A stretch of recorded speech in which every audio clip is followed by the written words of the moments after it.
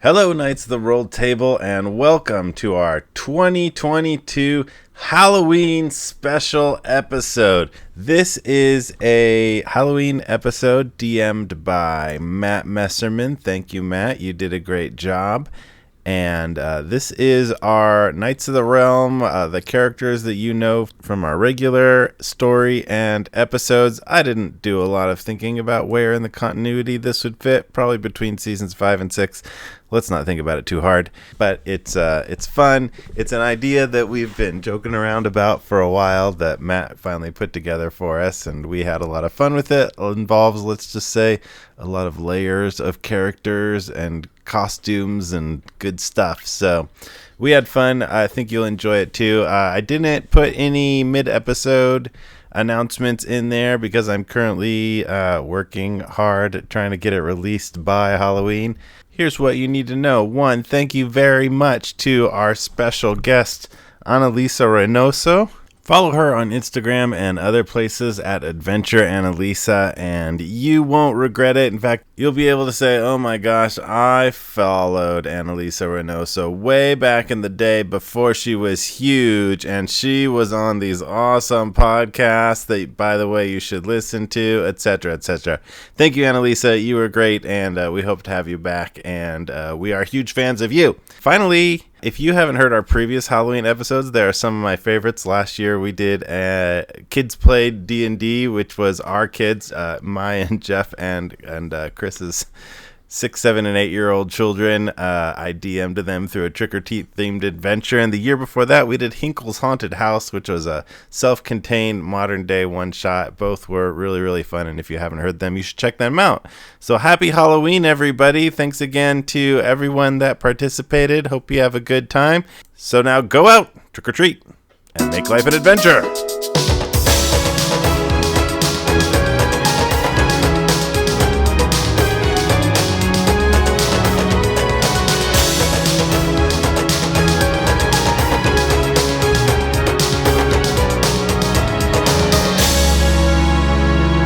Hi everyone, and welcome to Knights of the Roll Table. We are here on a special Halloween episode. Be spooky, except not so much. I didn't know we were doing sound effects. I am the DM for the evening, Matt Messerman. You may know me as Celius or Branch or other people, and this should be fun. So to start us off, I am gonna kind of intro the world to you guys. We've got a whole bunch of new characters to be introduced to. I will tell you when you're going to come in, and you can kind of introduce yourself at that time. I should introduce everyone. We have with us Zach. Hey! Carlos. Hello! Jeff. Well, good evening, everybody. It's me, Jeff Frank. Jen. Sup? And joining us for the first time, special guest Analisa Reynoso. Howdy. Hi. Yay! Yay! We're very happy to have you here. All right. Happy. Now the adventure can begin. Finally. Our party is a set of mercenary adventurers, all working for the same larger organization, basically a thieves' guild. You have been specifically hired for an infiltration and robbery job through a contact in your organization. This is a huge opportunity for you all to impress the higher-ups and really make a name for yourself. You've arrived at a tavern, almost more of an inn, called the Gnome Away from Home. The ceilings are very low. Some of you are forced to crouch while you wait. You've been waiting for just long enough to be annoying, but not so long that you feel disrespected. When a door opens in what you had previously thought was just a wall near the bar, a gnome wearing a sharp black suit and dark glasses beckons you forward, and you follow through a series of hallways, which seem intended to be used by more than just gnomes, judging by their ceilings, until you come to an office door. Your escort opens the door and beckons you to enter. Through the door, you can see a spacious office with a large mahogany desk to one side, behind which sits a middle-aged gnome. He is flanked on either side by two of the largest gnomes you've ever seen, who are also wearing the same attire as the one who escorted you in. There are 2 guest chairs in front of the desk, some benches along the back wall, and a couple of pillars scattered around the room near the center, and what seems to be a wet bar on one side of the room. So to introduce our audience and ourselves to these characters that you've rolled up, we're going to meet them one at a time as they enter the room. Kind of like what you would see in a heist film when you introduce the crew, and it's got like name, what they do, and like freeze frame, right? So I'll just have you guys do that as you come in. You'll describe who you are, what your name is, what you look like specialties if you want, and like how they enter the room and where they go. Well, I suppose I should introduce myself first. My name is Bromix, and as you all know, I tend to be a little bit of the strategist, as it were, and helping fill all those little nooks and crannies, make sure we're all staying on task and adhering to a proper schedule. Thank you. It's a pleasure to be here with all of you, and I believe that we shall win the day. Victory for us all. Excellent. And so that you go into the room, where would you go in the room? Is there like a plush settee or like oversized chair? The plushest of things is probably the guest chairs that are in front of the desk. I shall sit at the head of the desk. Ooh, nice. Okay. As is my right. Should she describe what Bromix looks like? Oh yeah, what do you look like? Oh, Bromix is a tabaxi with like big plush furry like light gray kind of almost smoky but like there's those cats where they're like more fur than body but there's still a lot of body to go with it, like Yes. He's like that. He's just and kind of a flat face and his Nice. little cheeks are just like and he wears like a military style coat with like big brass buttons. Of course. So like a Wilford Brimley style cat. I love that You know so the kind I'm much. talking about. kind that loves oatmeal. All right. Plush tabaxi. He does All right, so not have a Brahmin- monocle yet. Yet. Hey, you might end up with one. All right. So Bromix walks in. Who walks in after Bromix? Yeah. My name's Clarence. I'm Clarence Blairwood. Yeah. I'm what you might call a little bit of a mastermind. Yeah. I think things through because I got an old brain in the noggin. If no one else is gonna sit in this chair, I'm gonna sit in this chair. But if anyone else says they're sitting in this chair, well, too bad because I'm sitting on it now. And Clarence is a halfling, about 3 to 4 feet tall. And he wears a cloak and some leather armor, and he's barefoot, Like halflings do. like halflings do. Awesome. So we've met Bromix and Clarence. Who's coming in next? Next comes in me. My name is Toomley, and Toomley Spades. And I'm a bit of a card expert, as you can see. And Jeff has I'm cards also a with him halfling. since this is a hold on. since this hold on. is a podcast. Yeah, Jeff has a set of cards on hand. Did this just turn into ASMR? This is a deck of cards. Tap, tap, tap. And he's an older halfling, and he sits down in the corner and he's got a toothpick in his mouth. Yeah. Excellent. All right, who's up next? I will enter. This person is a tiefling, female, green in color, a mixture of light green and dark green with horns that stick largely kind of straight out. And probably can't really conceal these. She has bat wings. Whoa. So she walks in, just kind of like direct, sits down and says, "Greetings, everyone. My name is Tegan Crux. Pleasure to meet you. I've been summoned and I plan to do the minimum amount necessary for maximum effort." She sits. Great. And last but not least, Analisa. Hey, everybody. The name's Pip the Bismal. Nice to meet you very much. Thank you very much. I'm a dwarf thief rogue, and I like to have a good time, and I like to steal things occasionally. Not my fault. You shouldn't have had your wallet out. Bada bing, bada boom. Excellent. All right. My so dear you're all- child, Pip, I believe you'll find yourself in the most utmostly excellent of company here. You have no need to apologize for such a vocation in this establishment. I'm going to steal the chair you're sitting on right now. I would prefer if you didn't. My knees are not what they once were. Nah, okay. The gnome behind the desk stands up, and then you can't see him because he's behind the desk. So he stands up on his chair, and he's like I said, he's like a middle-aged gnome. He's kind of graying at the temples, nice suit on, not black like the rest of theirs, but just like a nice like pinstripe gray suit. He looks good, you know. He stands up and he says, he does the sort of like peaked hands thing, and he goes, "Thank you all for coming. Let me cut to the chase. My name is Noah." And we've brought you here to aid us in a most important task. For some time now, my organization has been seeking the remains of a creature, the Megacetaceous. You might have heard of it as better known as a megaporpoise. Recently, we discovered that one of its fins is on display in a museum of sorts, hidden in a pocket dimension where we cannot get to it. It's notoriously difficult to enter. But we have recently ascertained that a group has rented this space for something of an office party for their little club. How they have the resources to do so is beyond me, but I digress. And that group has... and we have intercepted several of the invitations for this party. And that's where you come in. And as he says this, the side gnomes, the big ones on the side, spread out and hand each of you a couple of things. They hand you an invitation, just like a rolled up scroll of parchment, a folder full of paperwork, and a small stone with some runes along the side. How's the penmanship? Immaculate. It's like just the most beautiful calligraphy that you can imagine. I appear to be in reverence of it. Yeah. The invitation itself says, "Dear," and then there's a name on it, none of which is your own name.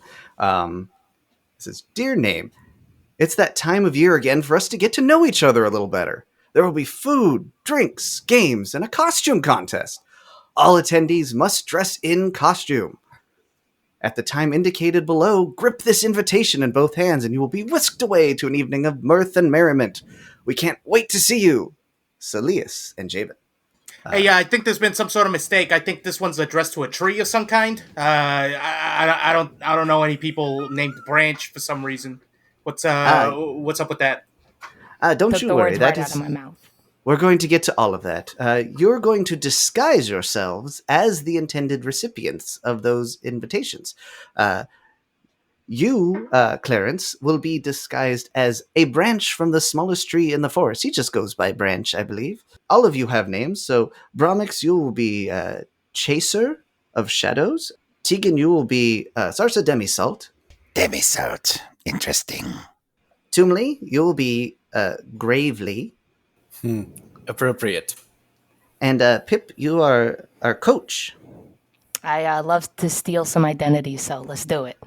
Now, I can't imagine that you already know these people, so what you will find in the dossiers that you have all of the information that we could obtain about these individuals. Some, we have some good information, but some we don't. For you guys, as the players, you know what you know, maybe even less.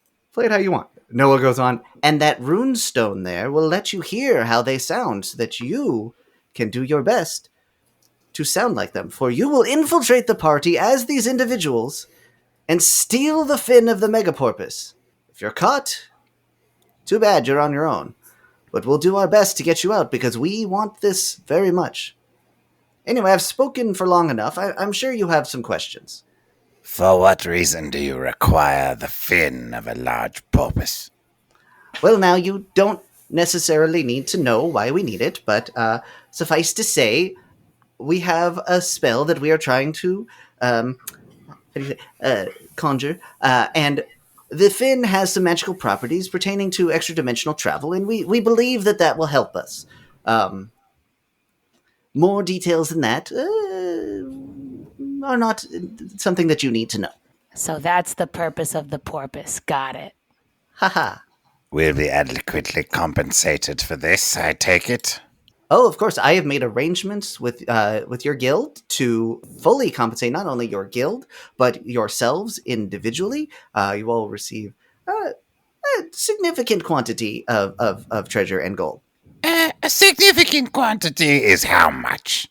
Talk numbers, specifics, magic items. Make it worth my while. Tegan, Yes.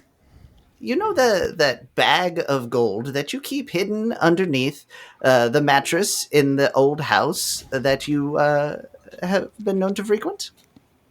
I might be aware of this. Hard to confirm. 10 times that much will go to you personally. This is both enticing and very unsettling.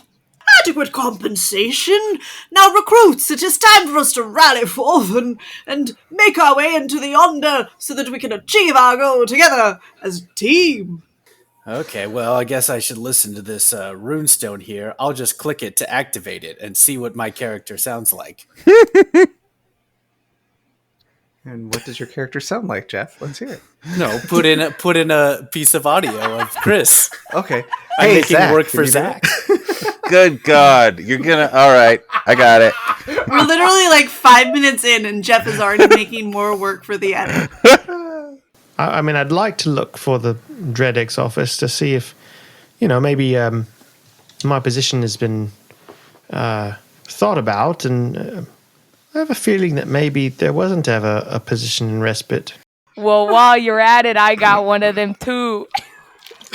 Click it. Oh, what does Coach sound like? So my hydration is just very important, like I was saying. Without the proper hydration, your body starts to shut down. Wow, Okay. what an interesting sound.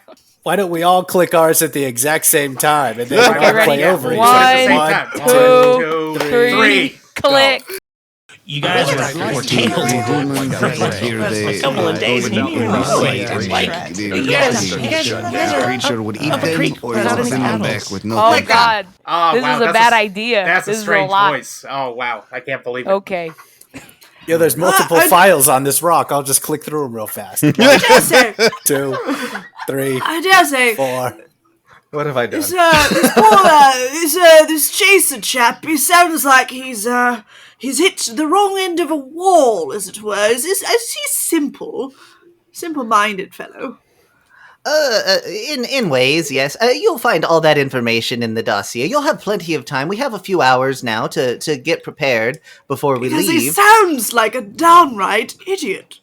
Hey, mine, Yes. mine does too. I'm not gonna lie. He sounds like he's really into athletics, and that's about it. I'm gonna be honest. That is quite accurate for him, in fact. Okay. Now, there's much to be done in order to prepare. We need to get you into your proper disguises. We need to fit you for the costumes. We have an entire room for you to choose your own costume for the masquerade. And we'll equip you. I need to explain how you will actually go about stealing the megafin, for it is quite large. But before we get into any of that, are there any other questions? I got a question. Why Yes, why ain't you just murdering everybody and then get it that way? Why we gotta go steal it?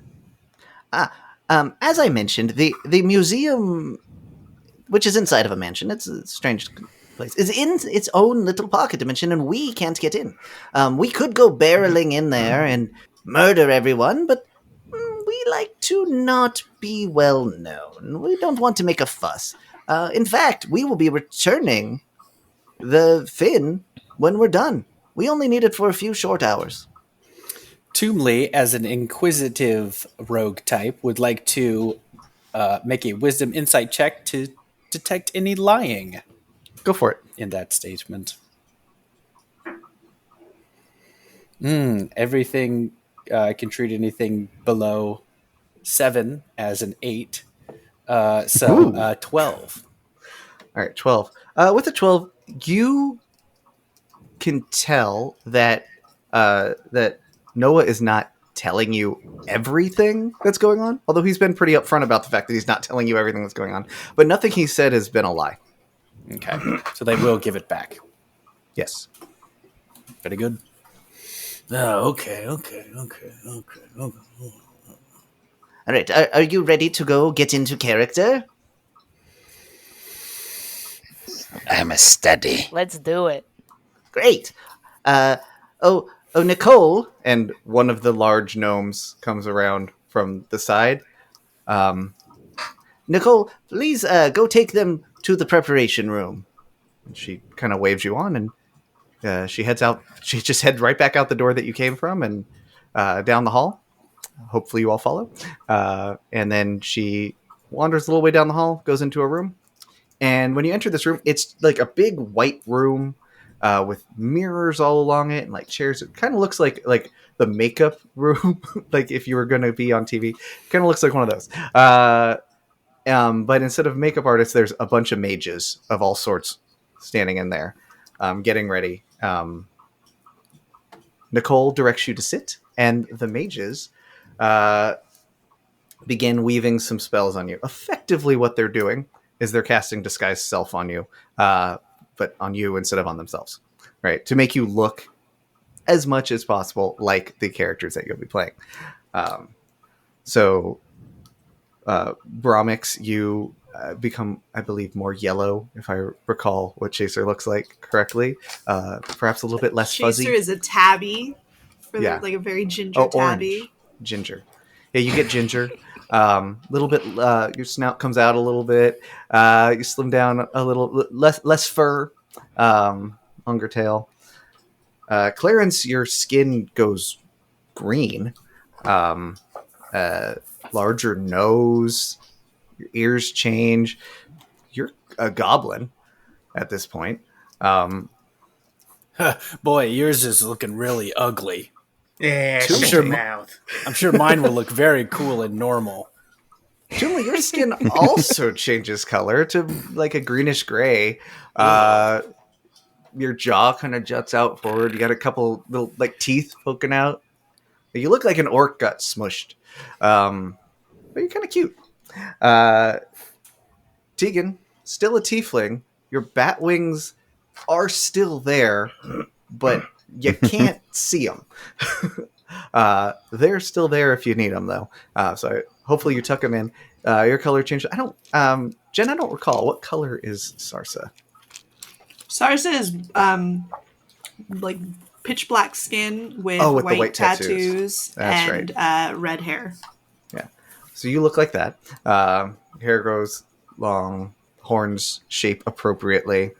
You feel kind of awesome. Like you want to drink. Yeah, you're at least 3 drinks in. Tegan does not drink.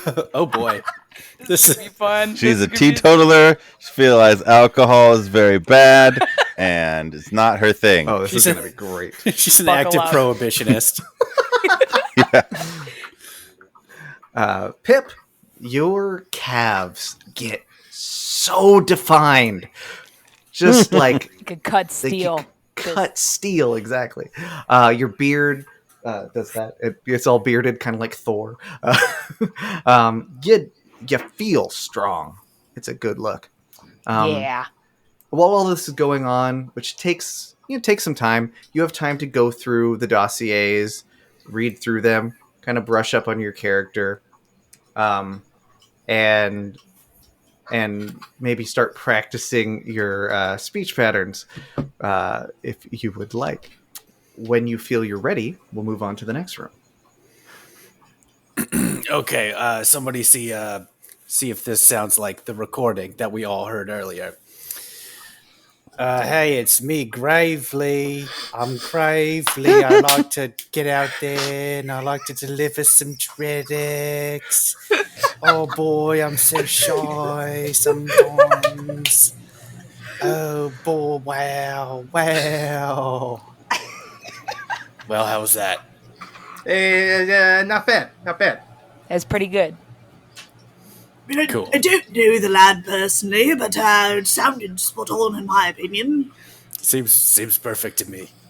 I fear this voice may be a little challenging for me. It just seems like an exercise in expectoration. But, Well, I'll give it a whirl. So, guys!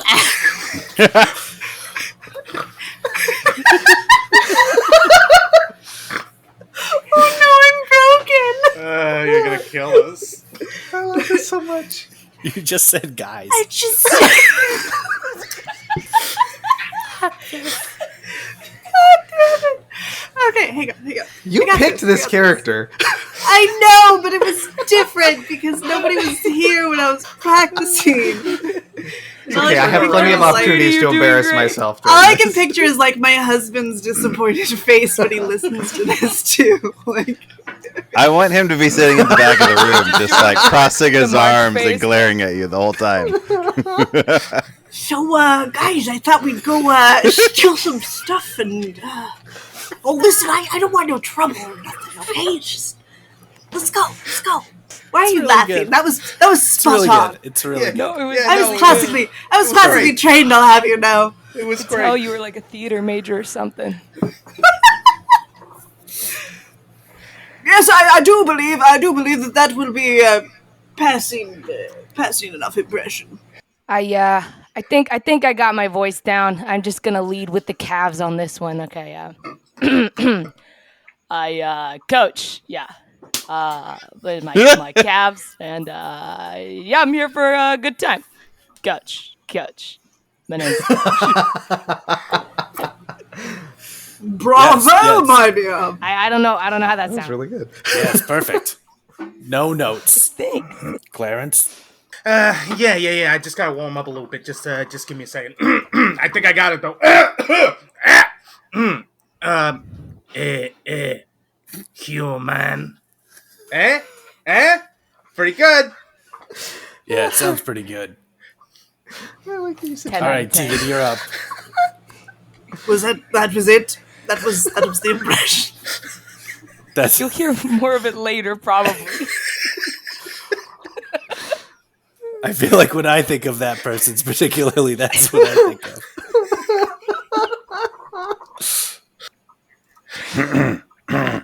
All right, let's see. Oh, you know, I enjoy sailing my ship on the ocean and hating some guy named Jarek Dark Harbor who doesn't sound too bright. If you ask me my opinion, which you did not, but I'm gonna give it to you anyway. How was that?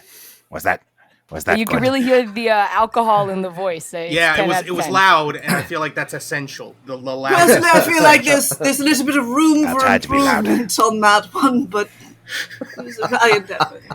That seems right to me. All right, let's go. Shall we Let's go? get going. All right. So you wrapped up. You're all looking more or less physically like the characters that you portrayed. You sound so much like them. And so Nicole, she takes you to she takes you down the hall to another room, even bigger than the last one. It's huge. You're very surprised that all this can fit underneath the gnome away from home. In clearly, there's more going on there than you've seen. She takes you into a huge room. You know that scene in The Matrix where they get their outfits and she's like, and they it's basically that, but just like on a huge scale. There are outfits everywhere, but they're all like Halloween costume type things. So there's like, there's cat ears and there's like full on onesie type things. If you want to be a teddy bear, it's your pick. So Nicole says to you, she says, You just pick out whatever costume that you would like. You can try some on. There's some fitting rooms in the back, and let me know when you're done. So you guys can pretty much just decide what you want to dress up as. And do you got celebrities in there like Marcel Grouch, anyone like that? There should be some well-known individuals near the back. Some wigs and outfits that would be appropriate. All right. I personally just like that barrel over there. Would that barrel work? Can I make the barrel a costume? That's usually used to store. Just stick my arms and legs. But we can make holes, right? If you want, you're welcome to do that. Yes. Okay. Dibs on the barrel. I'm gonna just be a barrel. All right. Well, I'm looking through the dossier here. I think I got the perfect costume. And he goes in. Toomley goes into the thing, and he comes out, and he's wearing brown short shorts and a brown shirt and a brown hat, and has a box that says DreadX on the side. He says, "Oh, it's me, Gravely. I'm here. I'm ready to go. Oh, see, I like to deliver packages. It's real fun delivering little packages out to my friends out there. Oh, he's New Zealandish. What do you guys think? Sounded like Did you I said pull it off? Pikachu. I'm cutting like half. I'm cutting like half the rest of the stuff from the episode just so I can keep doing more of this. Tegan dresses as a bat, and so she finds some like cheap black like material and drapes it over her own very like legitimate bat wings, so she can like extend them and use them, and it looks like part of the costume. And she pulls over like a furry bat thing, and her horns that kind of stick out hold out like the big bat ears, so it allows her to kind of like occupy her space, even It's though not a sexy bat. Everything I wear is sexy. it is not at all a sexy bat. It's like furry. An anatomically correct bat. It's accurate bat. That might be sexy to some people. You don't know. It's basically a fur suit with big like sheets hanging off. Does your fursona have a name? We don't have enough identities in this episode, Matt. You want us to add more layers? All right, so we got a DreadX, a bat, and a barrel. So Bromix leafs through the apparel and literally pulls out a white sheet with 2 holes cut out of it for eyes. Awesome. Guys, I'm a ghost. He's scared. What was that? Was that appropriate? It should be fine. And finally, Clarence. Clarence comes back from the back racks, dressed in a skimpy belly shirt and tight pants, wearing some lipstick now. And he's like, pretty good, right? Huh? Agile Christian era? Huh? I'm a gin and a lamp, baby, you know? You heard of her, right? That's one of my favorite songs. It's a bop. Thank you.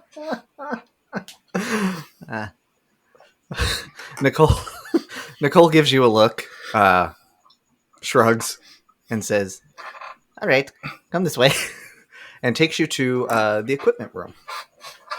Here, Noah is waiting for you, and he says, Whatever you feel like you might need from a standpoint of weaponry or what have you. Obviously, you're going in as a friend of the people that you're joining, so you don't want to come in too heavily armed, as that would be unexpected. But if you would like to perhaps secret some daggers about your person, or if there's a weapon that would be appropriate for your costume, and again he looks at Clarence askance, feel free to arm yourselves as appropriate. I will be wanting these back at the end when you return. Well, I mean, you can hide a lot in a barrel, so I think I'm in good hands. You have any like explosives or something that goes boom? Smoke bomb or a poison gas grenade? Well, we don't want to actually kill any of these people, as that would raise alarms. But smoke bombs, perhaps, we could make do with those. There are some smoke grenades over on the west wall, in fact. Perfect. And Toomley goes over and puts a bunch inside the box that he's carrying as part of the costume. The goddess provide what I need, and also this mace, and this shield, and this breastplate. Okay, great, wonderful. All right. and he checks. He pulls back his sleeve, and there's like this complicated contraption of like dials and gears and like sand, and he stares at it for a while. Sand. Yeah. And he's like, We're almost at the time that for you to depart. Before you leave, I should before you leave, I should let you know a few more things. So, first, and he hands out to each of you another runestone and takes back the one that does the voice. Because you can't bring those. Wait, let me just play it one more time real quick. Wait, should we do it at the same time again? Ooh, Yeah, good let's do idea, it. good 3, idea. Okay. 2, Okay, ready, 1, then, go. good, go. You guys are like 14. A couple of days. Sounds just like it did before. Okay. Perfect, I sound just exactly. like him. Cool. When I do the Yep. voice, I sound just like him. I know it. Yep, same. Maybe we should have selected different people, but it's You know, the too more late that I now. listen to this voice, the more I find myself intrigued with it. What layers does this chaser of shadows have? I see a man who is both complex and simple, deceptively dumb, and somehow Are you describing Chaser or Mark? somehow alluring. Mark, got it. Yes. All right. Well, hand those in, please. Thank you. Wouldn't want those going off while we're there. That would be quite awkward. All right. These stones are what you're going to use to trigger the teleportation of the mega fin out of the mansion and into our laboratory. What you'll need to do, there are 5 of you, but you only will need 4 stones to do this. We know that it is encased in a protective case. And all you'll have to do is, at the same time, put one of the stones on each of the 4 side walls and press them in, and the fin will come here. When we're done with it, we can teleport it back using those same rocks, the same stones, and everything will go great. And what would happen to us? I'm glad you asked. There is one more thing you should know. We're fairly confident that the mansion has some unusual security measures in place. It is rather difficult to get into, so we expect that it will be somewhat of an issue when you pull things out. But our intel tells us that you should expect it will lock down, but we don't expect much in the way of firefight or anything like that. Just a lockdown on the mansion until we teleport it back, at which time we expect the lockdown will resume. So no reason to panic when that happens. We expect it. And you merely have to wait until we've completed our work with the fin, and we'll be sending it back. We're not criminals after all. Not all of us. The mansion should open right back up once it's returned, and it shouldn't be any later than about midnight. And that's about it. It's almost time. Are you all ready? Let's do it. I'm ready. Cool. Yes, let us charge henceforth into battle. Squires, are you with me? Huzzah? Is that what you guys say? Huzzah! Huzzah, yes, onward to victory! If you pull out your invitations, as you pull out your invitations, what you'll notice is that they've started to almost hum, not like a song, but just like they're vibrating. And that's getting more intense. And you'll recall that at the bottom of the invitation, it says, when it's at the indicated time, which is rapidly approaching, just grip it in both hands and you'll be whisked away. So if you do that... We do that. All right, as you do that, poof, you vanish. And you come to by yourself. Each of you individually are alone in the dark.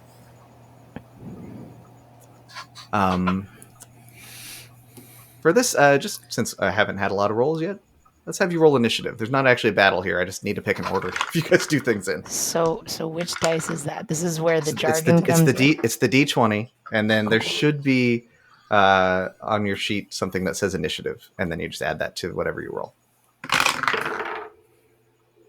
Oh, shh. 5. Yeah, I have to actually pay attention to this. Okay, we 20. said initiative. Hang on. Who had 20? Clarence. Okay. And Jeff had 12. And Zach had 5. 13. I rolled a 20. first nat 20 of the night. That's my first nat 20 ever. I've never done Nice. that before. Nice. Off to a great It- start. Time to So celebrate. we're Well, gonna go fun down fact, from you're going to here. be going first. Yep. Okay, So again, great. not a battle, so not a big deal. All right. So, trying to keep track of all these names is going to destroy me. All right. Pip. Yes. You are alone in the dark, holding onto a scroll. That's an invitation. What do you do? Oh gosh. Well, I try and kind of walk forward with like my hands forward to just kind of see how long it takes for me to touch the nearest object. Are you still holding onto the scroll in one of those hands? Yeah, in like both hands? the scroll in one hand, but I'm just kind of grabbing for something because I can't Okay. see anything. Cool. Carlos. Clarence, what do you do? I'll tell you guys the results of all this after everyone has told me what they do. Clarence just gives a, "Oh, this is what dying feels like," and then just lets go of the invitation and goes, "Take me." Okay. Bromix. Bromix is going to jump up, surprisingly agile for someone of his age, but you can tell that he's been taken by surprise here. Cling to. I've got dark vision, so I'm hoping I can see. What can I see anything or just? It's pitch black. There doesn't seem to Okay. be anything to see. Okay. Stand up and I'm going to attempt to see if I can perceive anything either with hearing or smell. All right. Roll perception. That's going to be a 9. Okay. Toomley, what do you do? Toomley says, "Oh, hello, friends. It's me, Gravely. Oh, I seem to be trapped in the dark here. I could really use a little bit of help to get me out of here." Okay. That's it. And Tegan. I shall say a brief prayer, for I thrive in the darkness, and I shall also embrace my character. She takes a deep breath and says, "Oh, what's all this then? What's going on here? Where is everyone? I've got stuff to do. I don't have time for all of this." All right. All right. At the end of that round, let's see. Pip, you don't feel anything. You wander forward, but you don't encounter a wall or anything. Clarence, you see what looks like you see what looks like basically a large gear, but with like pointed ends on it and like a pattern inside that's almost looks like a dandelion and like one dot on it, and that dot starts to like go around and around and around the gear looking thing until it flies forward at you and everything fades into yellow. Bromix, you faintly hear people talking, but you can't. It sounds like it's coming from all around you. It doesn't sound nearby. It just sounds like you're in the midst of a crowd, but somehow really far away from it at the same time.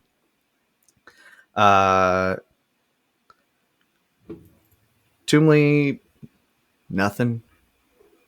No, you don't hear anything. And Tegan, same deal. Nothing. Okay, so everyone except for Clarence now tell me what you do now. So we'll start with Pip. So just to clarify, you said it was a gear with a dot that's spinning, and then the dot got bigger, and I only see yellow now. You don't see that. No, that was Clarence specifically last night. You got nothing happened to you. You just Nothing wandered happened? forward, didn't touch a wall, nothing. Okay. Well, I think I should also maybe get into character. That would probably help me and my surroundings. Hello? Is anyone here? It's really quiet. I don't hear. Hello? And I just start screaming. Like, guys, it's lonely. It's cold. I'm Coach. It's Coach.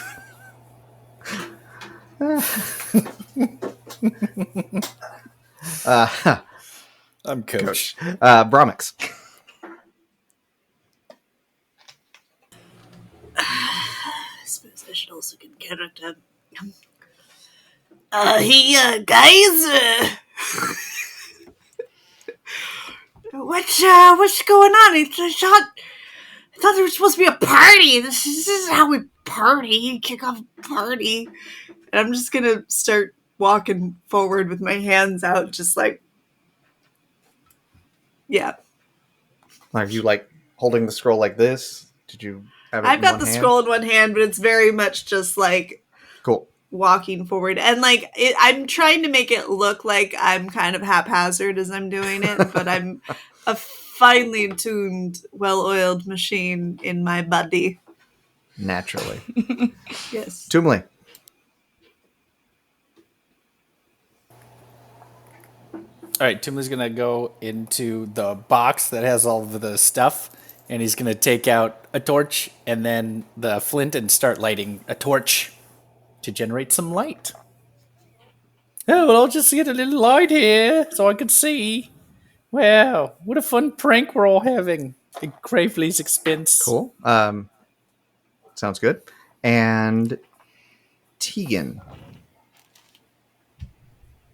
What am I seeing at this point? It's still dark. Pitch black. Do I see a torch? I see the gear. You do not. Only Clarence saw that. Do I hear other people talking? Not yet, no. So just like Pitch black. But I feel the invitation in my hand. Yep. All right. What did they say about the invitation? I can read you what it says again. It said, "Dear name." It's in your case, it would say, "Dear Sarsa." Sarsa Demisol. Dear Sarsa, it's that time of year again for us to get to know each other a little better. There will be food, drinks, games, and a costume contest. All attendees must dress in costume. At the time indicated below, grip this invitation in both hands, and you will be whisked away to an evening of mirth and merriment. We can't wait to see you. Signed, Celius and Javen. Am I currently gripping it in both hands? Yeah. All right. I grip harder and then I let go. Okay. Cool. Tumley, when you were fishing around in that box, I assume you weren't holding on to the scroll the invitation the entire time, or you were? Okay. Nope, dropped it to open the box. Cool. Giving away secrets here. All right. So Tumley and Tegan, you both see the exact same thing I described to Clarence earlier. You see a sort of pointy gear looking thing with the interesting symbol in the middle. A dot spins around faster and faster and faster, and it kind of flies at you, and that dot is yellow, and as it fills your vision, that's all you see. And we will cut back to... Looks like we're in some kind of a loading screen here. I want to get onto the party. And then... Below it. All right. So Pip... Did anybody else get loading tips? So Pip, you start to hear like you're at a party. Almost sounds like you're right in it, but you don't see anything. And you hear someone go, "Let go, let go." Hello. And then hold on. And who else hasn't got it? And Bromix, you same deal with you. You both hear the same deal. All right. So now, Pip, what do you do? Was that let go that it was saying? Yeah. Oh. Let go what? That's. That. Sorry. No, you're good. I will drop my invitation. I'm not holding anything. And Pip? I don't know if I trust you. No body voice. But I'm gonna drop this. And dropping in 3, 2, 1. I'm Coach. Dropping. Coach.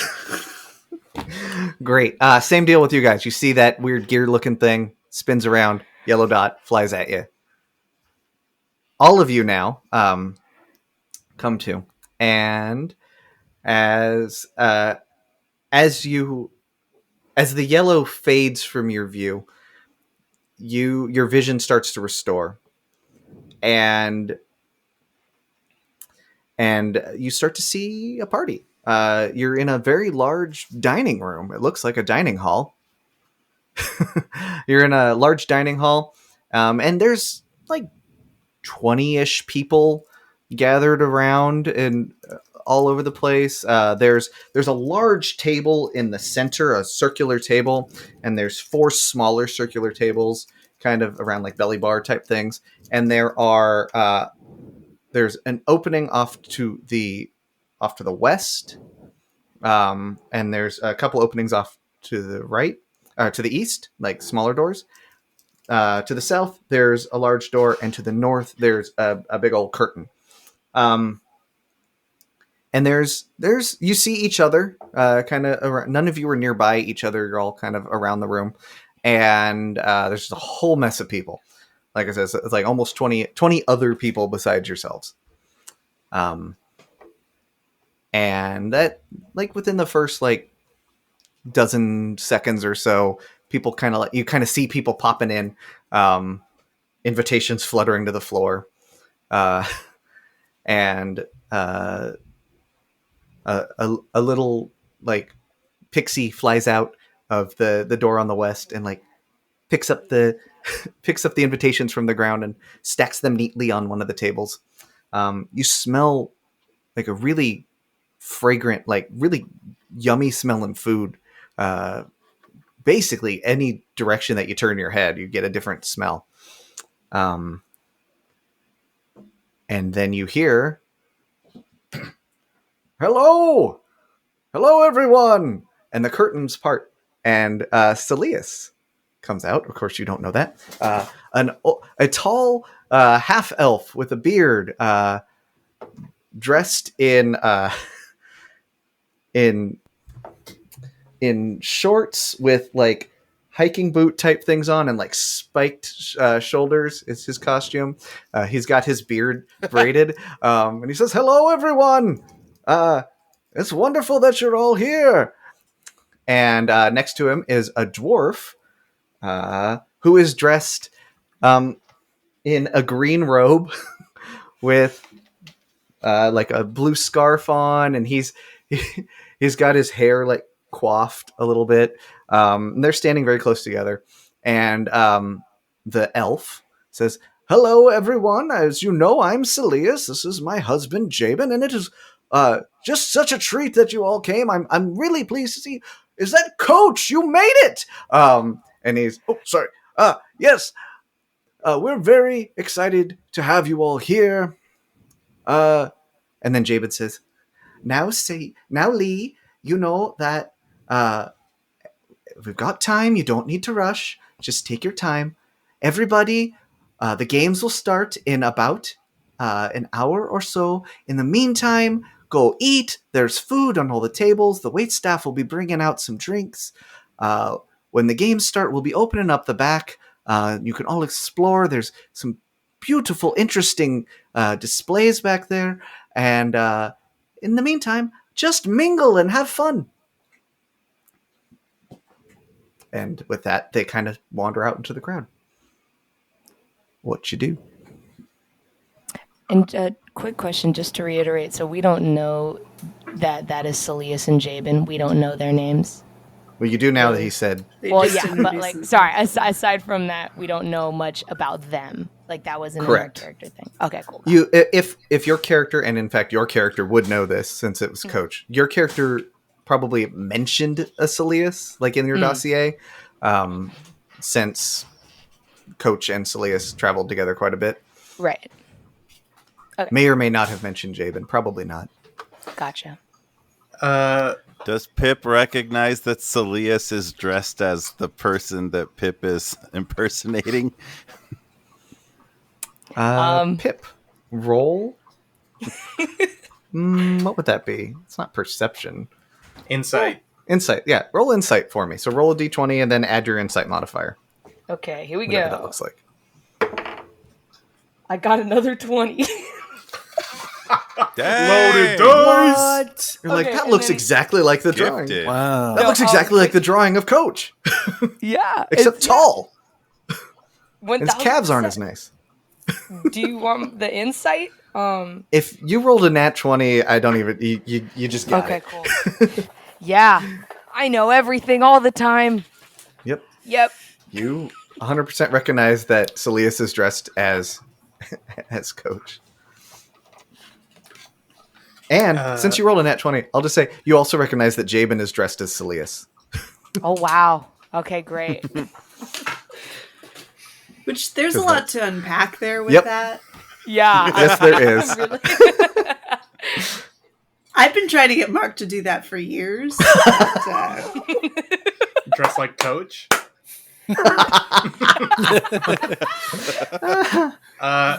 Quick question for the DM. Yes, sir. In our dossier or background information on our specific knights, is there information on other knights, like companions that they tend to hang around with, or like relationships they have with other knights, or is it pretty like narrow and just focuses on that specific character? It is mostly focused on the character, but if you want to roll history on any particular, like, do I know this person?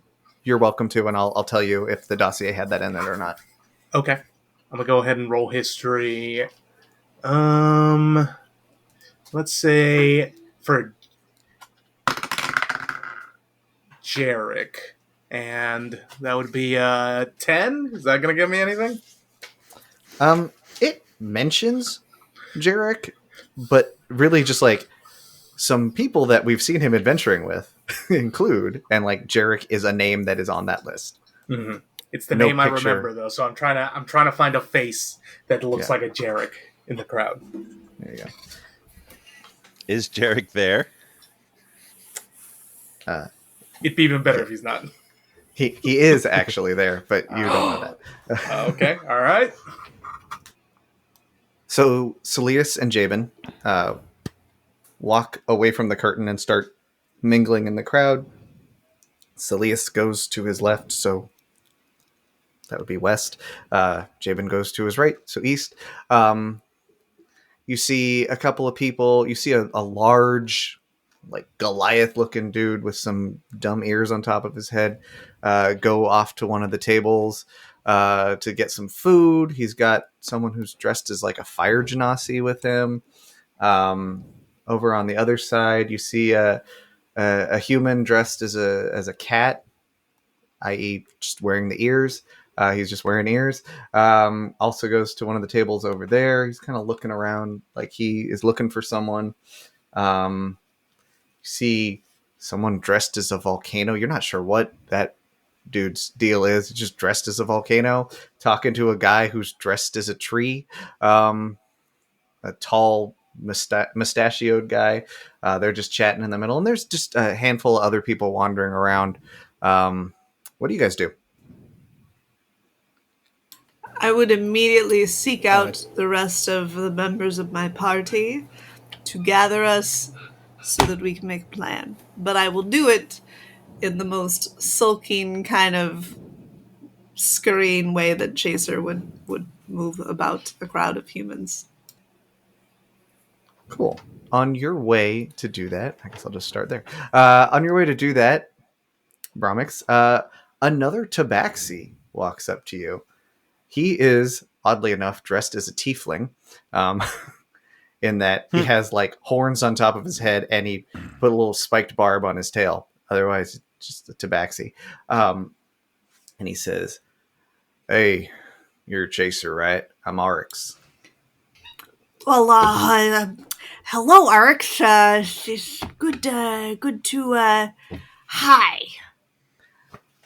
Yeah, it's nice to have another tabaxi around here. There's not a whole lot of us. These unfurred folks are a little off-putting, if you ask me. Yes, and I keep trying to tell people that it's a culture, not a costume. See, now that's what I'm saying. Look at that guy over there. See Jarek dressed as a cat? What is that? That's ridiculous. Thinks he's a sexy cat or something. Put on a shirt, man.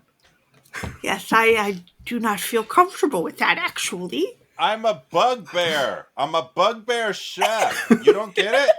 This is my creme brulee. Don't listen to him.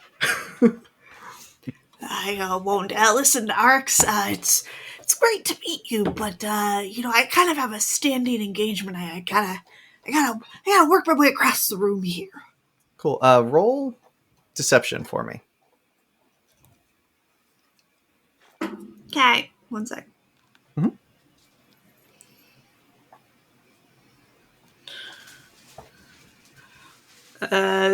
Dirty, but 25. Oh. Well, it'd be hard to get a natural 25. Well, but yeah. Yeah, I know. Cool. Great. Arx says, it's been nice meeting you. Let's catch up later, yeah? Yeah, I would love to connect with another Tabaxi. Thanks. Sounds good. And he wanders off. I'm gonna kind of shuffle and wipe my brow a little bit. Who are you heading towards? Everyone's scattered all over, so who specifically? Who do I see? Like, who's the closest to me? My dice. I will tell you in a moment. There you go. Yeah, that would be Toomley, masquerading as Gravely, aka Jeff. Then I would head to Toomley. Cool. As you're walking over, you see... Oh, God. You see a large, orcish-looking fellow who appears to be dressed as a sheep walk up to Gravely. And he goes, "Oh, hey, Gravely." Oh, hey, it's so good to Oh, yeah, it's good to see you, friend. We know each other. Roll history for me. No boy. I have very little of this part planned out other than who you guys are interacting with. Great. One. Natural 1 with no You have modifiers. absolutely no idea who this is. Or whether or not you know them. You're not even sure where you are. Oh, well, it's... oh, no. Well, I'm Gravely. I'm a knight. You know, I like vegetables and the rutabagas and the carrots. It's so hard to do your voice when you're doing that voice. Do it to me. Yo. Oh, Gravely, I know who you are. We've met before. Did you forget? I thought you would remember the other orcs in the organization. Oh no! Your costume's so good, and I like your costume. Oh, it's really good costume. Gosh, it's so I'm Rebecca. good. Can you tell? Oh, I definitely know who that is. Roll deception for me. Oh boy. 10. Oh, she's around here somewhere. She's around here somewhere. I think she's dressed as me. So look for a sheep dressed as an orc. Oh, there she is. She's eating the tablecloth. All right, then I think I'll get going. Oh. Goodbye. I'll see you later. Okay. And Theo wanders off. So I will say that passed. So let's see. So nope. Man, this is confusing. Okay, so Bromix, you have made your way over to Toomley, i.e. Chaser has made their way to Gravely. Go ahead and interact, I guess.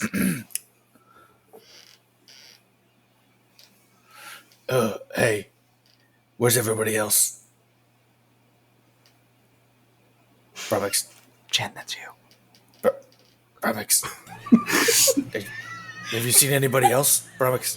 Sorry, I was Oh, hey. just got a little Well, I had somebody that came up to me that luckily didn't know me, and we just were introducing. But I dare say, dear chap, this is quite a lot of layers, a lot to remember here.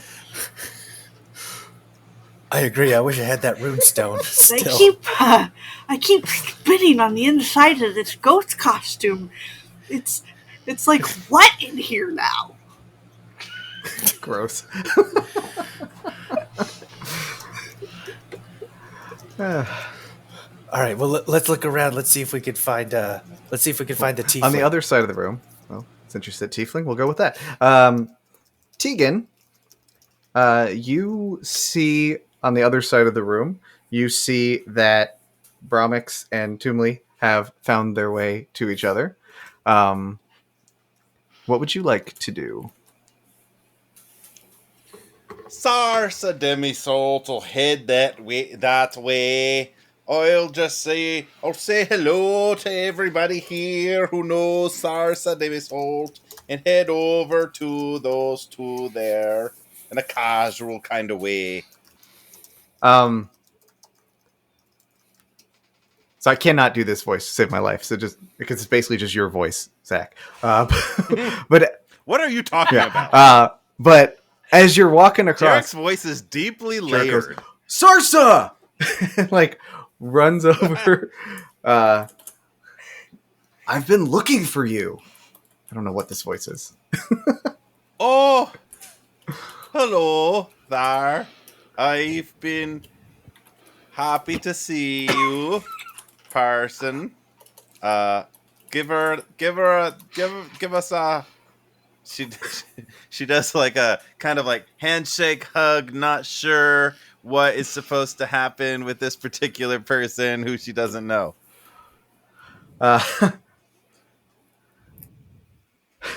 Sarsa, you don't recognize me? I know I've got the costume on. It's Jarek. Oh, Jarek! Oh, I'm so sick of you. I'm tired of your shenanigans. But it's good to see you. Oh, Jarek, Dark Harbor, who I know. It's good to see you. I got Jarek. you a drink.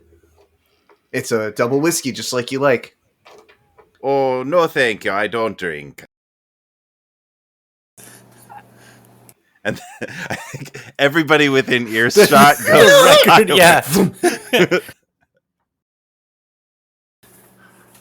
I mean, without making a toast, to me, to Sarsa, to the oceans, and Jarek, Dark Harbor, and good costumes and good times. Put her there, and she throws back the shot, which she's never tasted in her life. And then she like chokes on it a little bit and spits a little bit, and then like chokes it down. Roll deception with disadvantage for me. Oh no.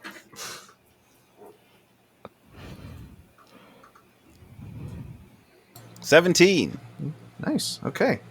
Jarek like squints at you a little bit, and then like looks at his drink, like shakes his head. Saloon, am I right? Yeah. I'll catch you later, Sarsa. And he just like wanders away, like shaking. What the? While you're at it, roll a Constitution save for me. 5. Okay. You are like immediately hit with like drunkenness. Like you are unsteady right now. Oh, I'm really feeling this. It's quite nice. I kind of like this. I thought, all right. Then. Lifetime of addiction starts right there. So How'd they get you? I don't know if there's a condition called. I can really feel it right through my tail. I don't know if there's a drunk condition, but you're drunk. But you make your way over to, excuse me, to Pip. Nope, not Pip. Who the heck are you? To Toomley and Bromix. I can barely keep track of people's actual names, let alone their character names, and then there's a second character name. You're doing great. What did I do to myself? You're doing great. Don't worry. Great. So you make your way over to the other people that you know. There's two of you left that are off by yourselves, which is Pip as coach and Clarence as branch. I'm going to say that let's do coach next. Coach, as you're walking around, I assume you see your fellow people and start to make your way over there. Oh, there you go. Celius walks up to you. Oh, God. Coach, it's so good to see you. It's been too long, my friend. And he just gives you a big old hug. Oh, my God. Celius, it's so nice seeing you. And I just match. I squeeze real tight. Big old bear hug. Oh, I see you've been still working out. Good job, coach. Not skipping arm day, I see. No, I want the arms to match the legs. You know how I do things, Celius. What do you think of my costume? I think it's... Do you know who I am? You're me, I think. That's right! I could have just come dressed as myself. I put this barrel on, didn't want to confuse people. You look so much like me. I like the barrel. It reminds me of when we were fighting those little keg guys and they were, "Arr!" You remember them? Yes, I do. Wow, just like it was yesterday. Oh boy. That's great. Oh, it's so good to see you. How have you been? Have you found your? I don't know what I was going to ask there. Hang on a second. How have you been? How's home? Is everything going well there? Well, it's homey. I've talked enough about. Let's talk about you. This is your party. It's your night. We shouldn't be talking about me. Also, where's the food? It's all of our party. The food. Let's see. Jarek made some creme brulee. There's a whole pile of it. He was very insistent that he get it right. There's a whole pile of it over there on the dessert table. Yum. It's actually quite good. Don't tell him I said that. We've got some shrimp cocktail. We've got all sorts of food. There's an entire buffet on that wall there. Sounds like my kind of party, Celius. You know me too I know well. Jabin wants to say hi. If you see him, make sure you give him a hug. Right, I'll do that for sure. I'm coach. It was so good to see you. Let's catch up some more. Roll deception with advantage. Is that a D20? Just roll D20 twice and take the higher of the two numbers and add your deception. Roll number 1.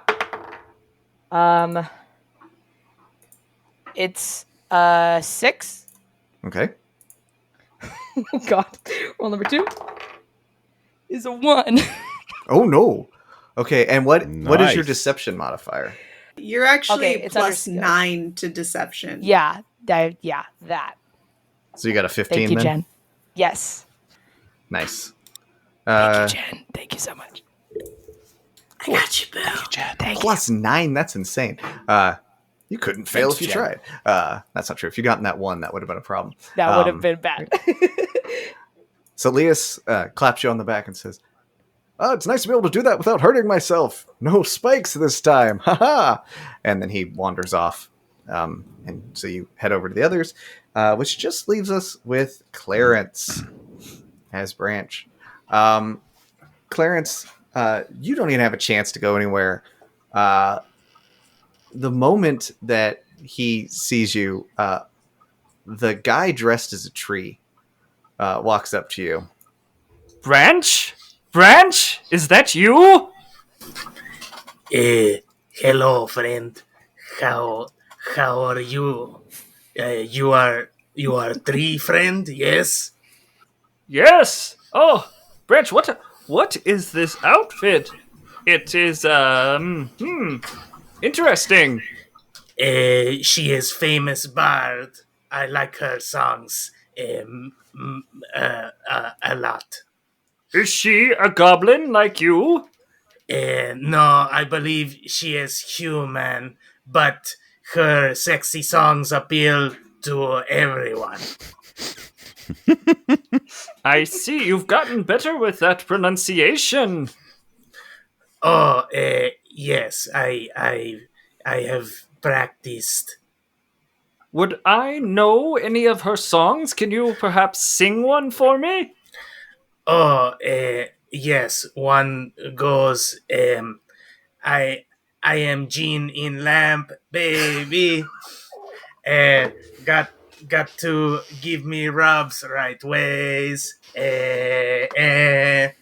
Is a little like that, and then there's other parts that are like about the ocean and breezes, and sometimes she compared to animals like cats with claws and doggies who are very hot doggies, and she also sometimes say baby many times. Oh, that sounds very good. I'll have to see if I can catch her act. Roll a performance for me, Carlos. Yeah, baby. 23. Jeez. Okay. In that case, roll deception with advantage. Perfect. Okay. And okay. That is 22. Jeez. Okay. Wow, you guys all did great on I mean, that. the other one was a 1, so I'm glad I had advantage. It's a good thing you sang that song so well. On key. Well, Branch, it was very good to see you again. If I know that Matt, no, just Theo. I know that Theo was looking for you. If you see him, you should say hi. I'll catch up with you later, little buddy. Yes, I see you later. If I see Theo's face, I also say hello. Great.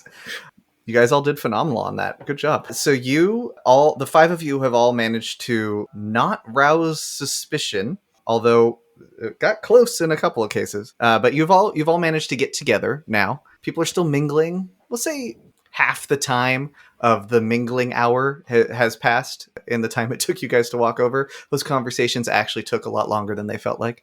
What do you guys do? I guess I would be at the buffet table because Salias told me to, but I'm going to try to go from the buffet table to one of the members of my party, the closest person to me. You come over with your plates full of food to the rest of the 4 of them have gotten together by this point. Okay, cool. The 5 of you are together. Well, guys, I think it's a good idea for us to figure out the next steps, maybe get somewhere away from this whole crowd so that we can convene a little bit better. I agree. There's too many people that know me, Coach, so I want to get out. I'm Coach. Not so fast. Maybe we should continue to mingle a little bit and we can have some more drinks. And have you all tried the whiskey? It's quite good. I quite like this whiskey thing. And Keegan, are you drunk? I think she's a method actor. She really. No, I'm not. I only had he called it a double, and then I was walking about and somebody heard. I guess Sarsa likes to drink, what's it called? A pint of whiskey. So I've been sipping on that, and it seemed a good way to. And she just sort of trails off and says, You have been drinking on the job, which is bad idea. I'll not let you speak about Sarsa Demisalt like that. And she throws a punch and she misses. It's like 6 inches to the left of her. Okay. Okay, now, Salsa, as your good friend, I think we got to get you out to another room. So why don't we head over? We'll go through that western door, Salsa. We'll get some air, all of us, friends together, Coach, Chaser, and Branch. Why don't we all head over there towards that other room where there might be a big fins? Which way did you go? I agree. Good idea. So you've got exits. I can't understand anything he's saying. Can somebody translate? Sarsa, come here. Well, come here. I'll speak in common, like me regular, you know? All right, so there are 2 exits to the east, like just next to each other. You're actually pretty close to one of those, and you can tell it's a bathroom. On the other side, there's an exit. You can't tell what it is, but you have seen the wait staff go in and out of there. There's the curtain to the north, and then there's some double doors that look pretty sturdy to the south. Didn't they open, like, did they gesture when they were like, check out the area or like check out the exhibits? Did they like gesture somewhere? Yeah, he gestured to the curtain. All right, let's go through that curtain. Through the curtain. Yes, curtain. Okay, you guys head your way towards the curtain. Everybody roll stealth for me, please. I can do that. 11. 15. 10. 5. 25. I rolled a 20 on deception. All right, so you all make your way through the curtain. On the other side of the curtain, you enter a room about half the size of the dining hall that you were just in. There's a fireplace immediately opposite, like when you walk through the curtain. There's a big fireplace with a nice roaring fire in there. A couple candles on the mantle above it, flanked by suits of armor on either side of the fireplace. To the east, there is a door that's closed, and to the west, there is a door that is closed. Looks like we should go through one of these doors, don't Are we alone in this area? Right now, yes. Unless there's someone hiding in the suit's armor or something. Okay, you don't have to. You don't have to talk like that anymore. I think she's too drunk. She's gonna keep the SARSAP going. She's just gonna keep. You don't have to do that. Best Can we just throw him in the fire pit? There's a fire right there. Can we just? So it is She's plastered. It's the one over there. I'm going to go through that one. Should we go? I guess we should go with her to keep her safe. Maybe we should split up so that way we could cover our bases, like half on the left, half on the right. No, rule number 1: don't split the party. Okay. Well, I'm not gonna trust the drunk girl personally. That's just me. That's why you don't let her go by herself. You move her to the Tegan right. Sarsa is trying the door on the right. She's just jiggling the doorknob. Is this what it's like to play with me? I wasn't listening. I was looking something up. What did you say, Zach? Which door? Let me start over. Okay. Eeny, meeny, mine. The one on the right, to our right. Okay, you just walked over to it and started jiggling the handle? Yeah. You guys, I'm really sorry. Never apologize. Roll. What do we decide with drunk? Disadvantage on dexterity? I just made that up. Yeah, but you wrote -2. I'm just going to go with what you put because I don't care. So, legit. Yeah. Roll dexterity and just subtract 2 from it. A dex save -2. -1 per every shot. 12. As you jiggle the handle, a vial of acid falls off the floor and misses you, but it splashes when it hits the ground and does get on you, and you take 3 points of damage. Oh no. That's not very nice. On the plus side, you feel slightly more sober. Not significantly, but that woke you up a little bit. Okay, right. I don't like that. Perhaps we should be a little more careful. This is why we don't follow the drunk girl. That door is locked.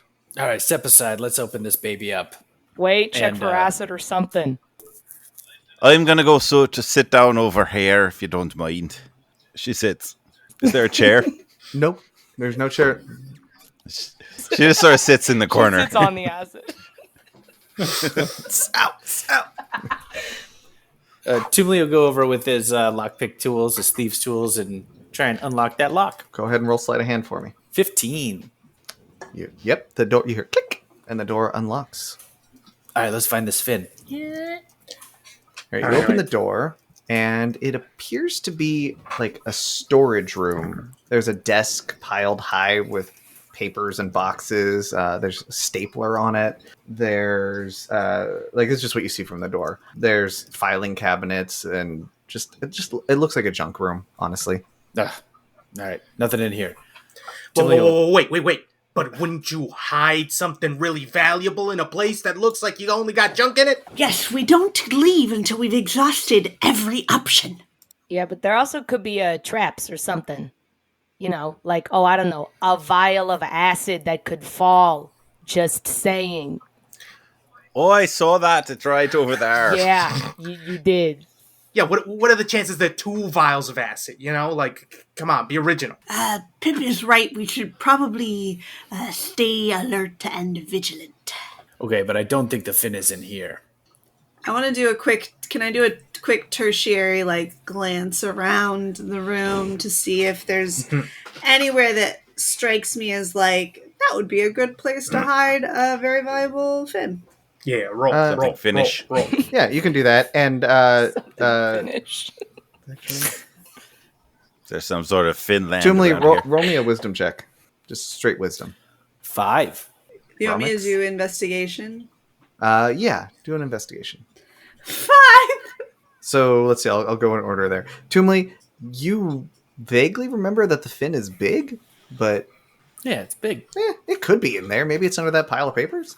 And Bromix, you don't see anything. Just office supplies. Well, I think we should move on. All right, let me check under this pile of papers. It's not under this single piece of paper. Let's hit the other door. As you walk out of this room, you see a woman dressed as a squirrel. Come through. She goes, "Hello!" Hello. It's good to see you, friend. Who would actually know her? Most of you, actually. Hello, it's good to see you. Give me a hug right there. Come on over here. Yeah, I love your costume. What are you there? Some kind of a rat? Squirrel. Oh, of course, you're a squirrel. Very fuzzy. I'm a bat. Do you see me wings? And she extends her actual wings and flies up a little bit. And the fabric is flapping along, but she's actually flying 5 feet in the air and then drops back down. I am a bat. Oh, I love it. I can't do her voice to save my life. I literally just rolled on my table of people. Oh, I love it. It's so nice. Yeah, there you go. Are you going to be a bat with me, and then we can be friends? We could be friends. I think that's a great idea. Give me a hug. Bring it in. Have you had the whiskey? Oh no, I only drink wine, but I'm glad. It looks like you are all having a good time. This is such a strange place for all of you to be, because there's so few people over here. But perhaps this is where you are moving the party.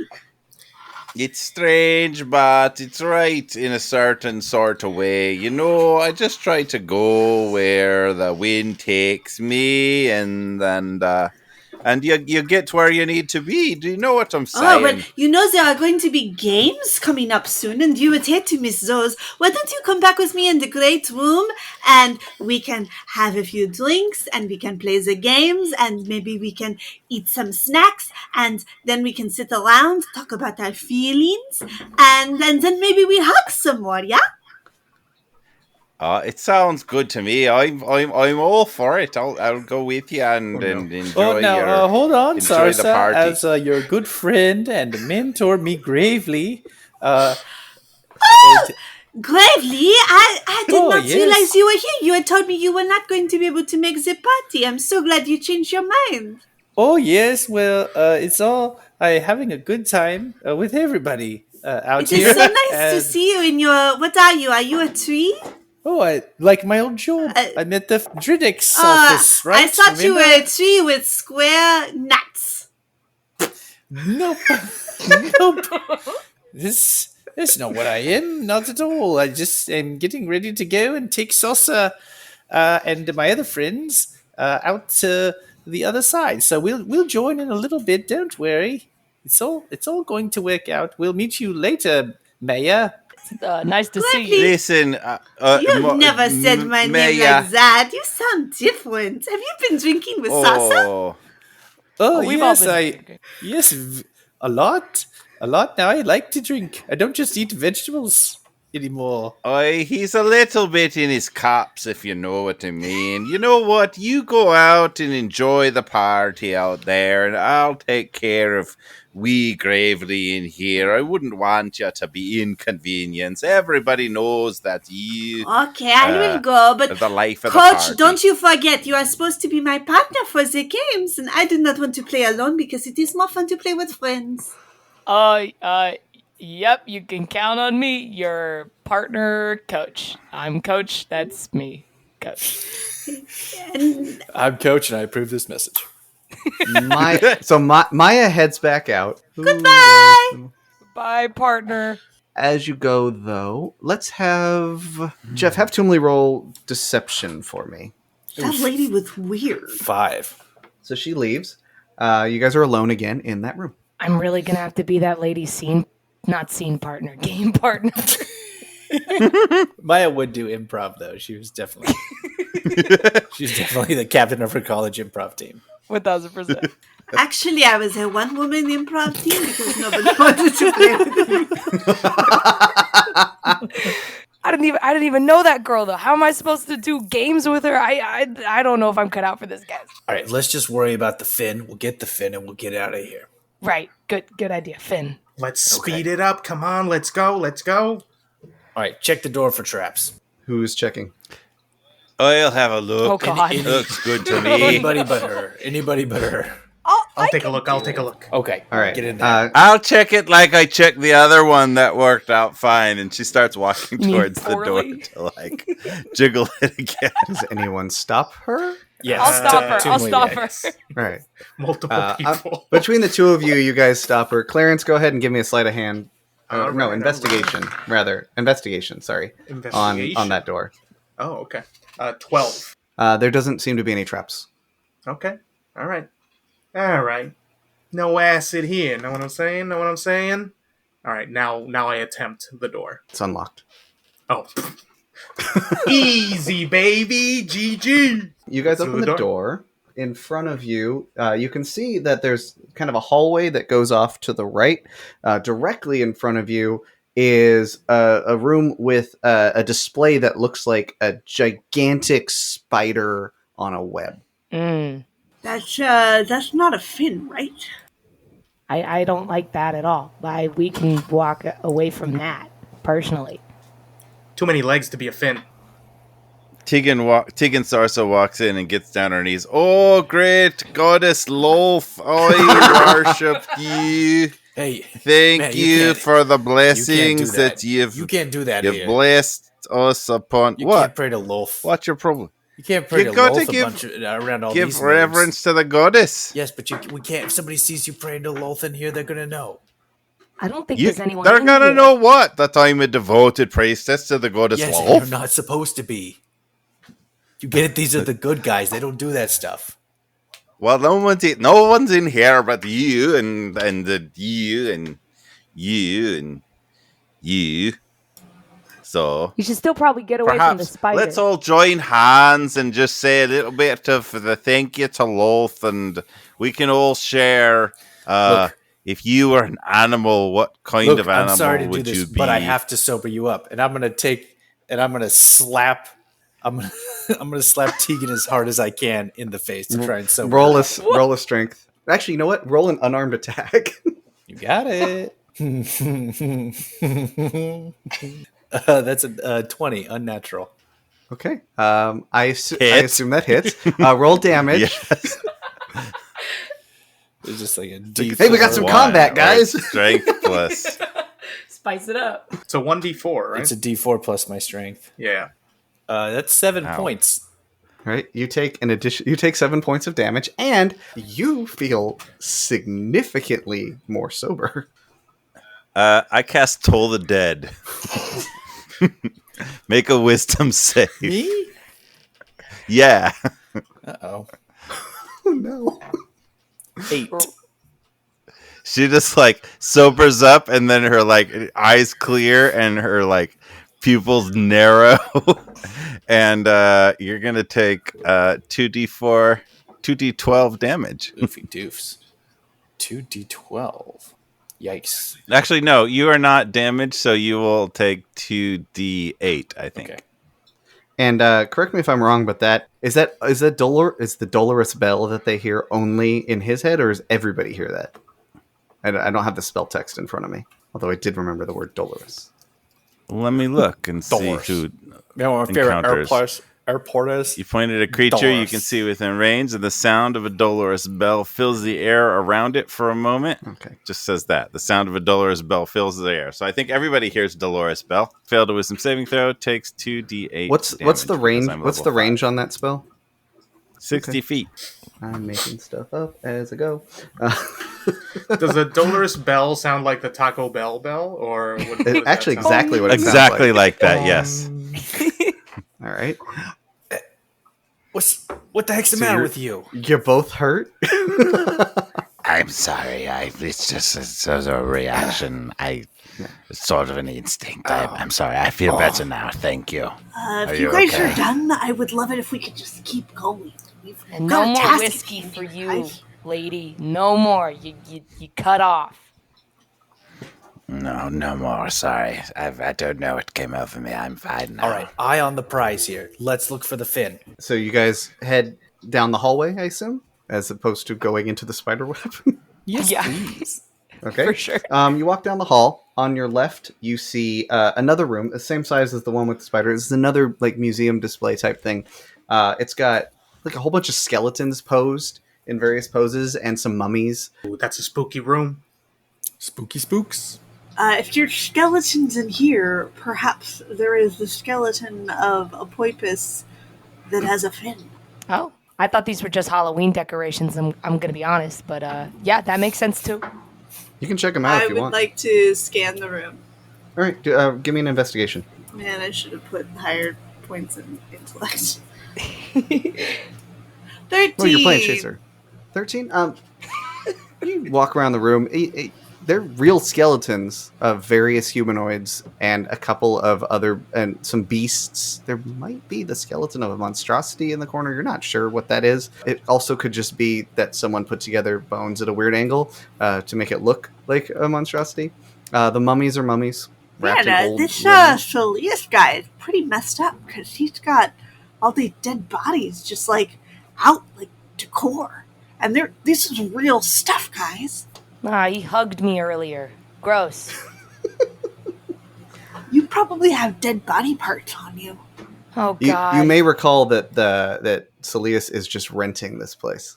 I don't recall that, Matt. I don't. Yes, you don't see anything else in that room. If you go back out to the hall, on your right is the entrance. It's open, but you can't really see what's in there, to another room, or else the hall continues further on into what appears to be a sharp turn to the right. Let's peek into that right room, baby. Let's do it. In the right room, Tegan Crux has been sort of like recovering her faculties and been kind of like mumbling and praying in the corner. And she casts, first of all, she'll cast Healing Word on Toomley. Jeff Toomley Gravely. And you will recover 6 points of HP that I damaged you with, you casting Instinctual Toll the Dead. And she will also cast Pass Without Trace on the party. What's in the door on the right? What's in the box? In the door on the right, as you walk in, it's like a really bright light, but otherwise the room is completely empty. But you're like, as you walk in, just like, it's like a light room. Your shadows are up on the wall. It's just really bright. It's a weird room. I'm no expert, but I don't think there's gonna be a fin in this very bright room. Does it know. continue on, or is it just a closed? That's just closed that room? particular room. Just you walk in, bright light, no walls, no doors or anything. Does this feel like magic to anybody, or does this feel just weird? I don't even know what the purpose of this room is. Don't you mean? Is there a light source? The from ceiling anywhere? seems to be glowing. Could I try and grab at where I think the light is coming from? Give me an acrobatics check. Okay. So I rolled a 6, but on my thing it says +2 for acrobatics. Okay. You leap into the air, and your hands brush the ceiling. Cool. Hey kids, 6 + 2 = 8. Okay. No. I'm learning here, okay. Tegan will extend her wings and fly up, or wings that have like the black cloth draped over them, and just kind of like fly up to block some of the light and see if that reveals anything. Okay.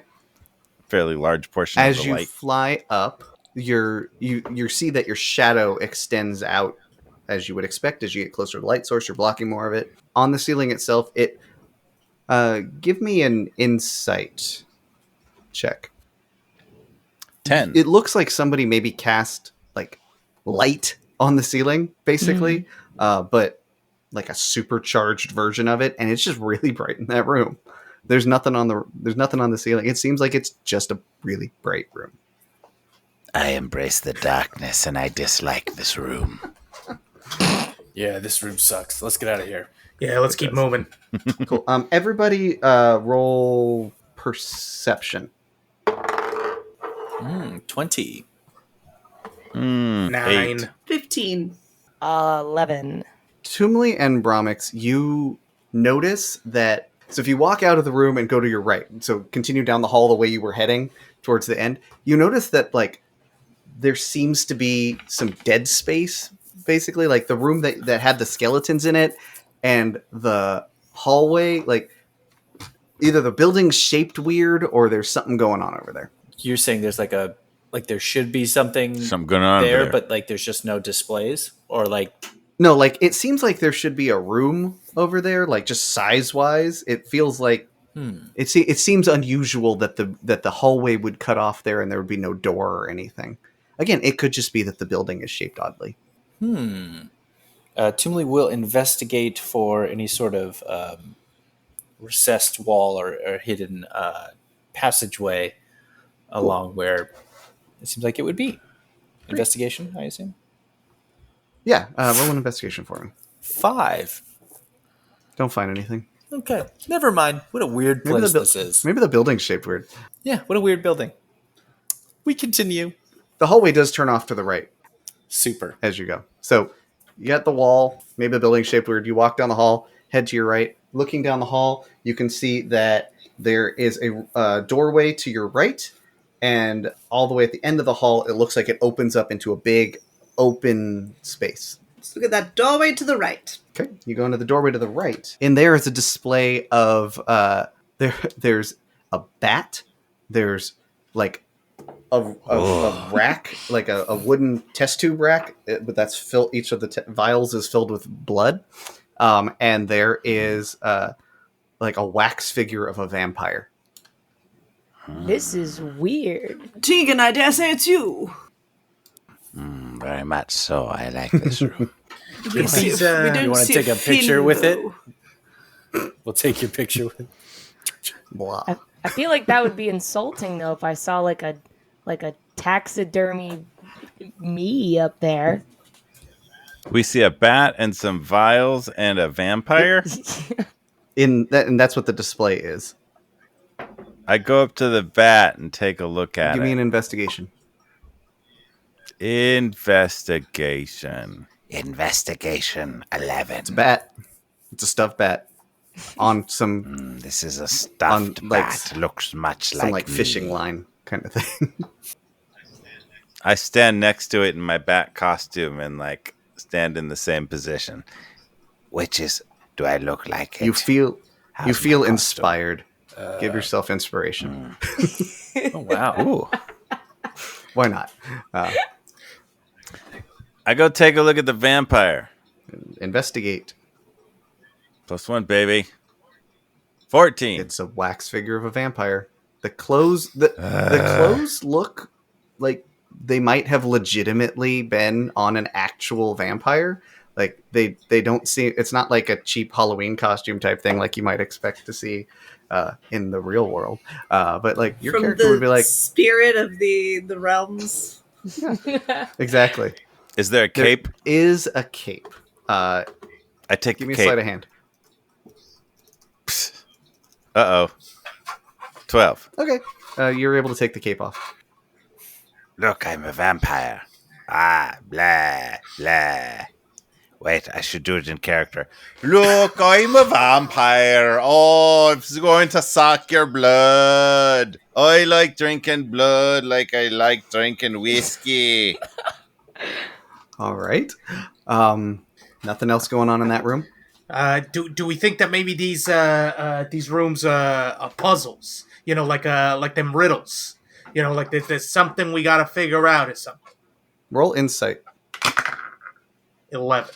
You think maybe there might be some something going on that might have something to do with the game that's coming up? Oh, like maybe that squirrel. The squirrel was telling us about the games, right? Maybe the games happen in these rooms. Well, my good sir, we're not here to play games. We're here to attempt a robbery. I know. I'm spitballing. I'm thinking out loud. Well, I'm gonna have to play the. I dislike competition. I'm gonna have to play the games with that lady. I would like to.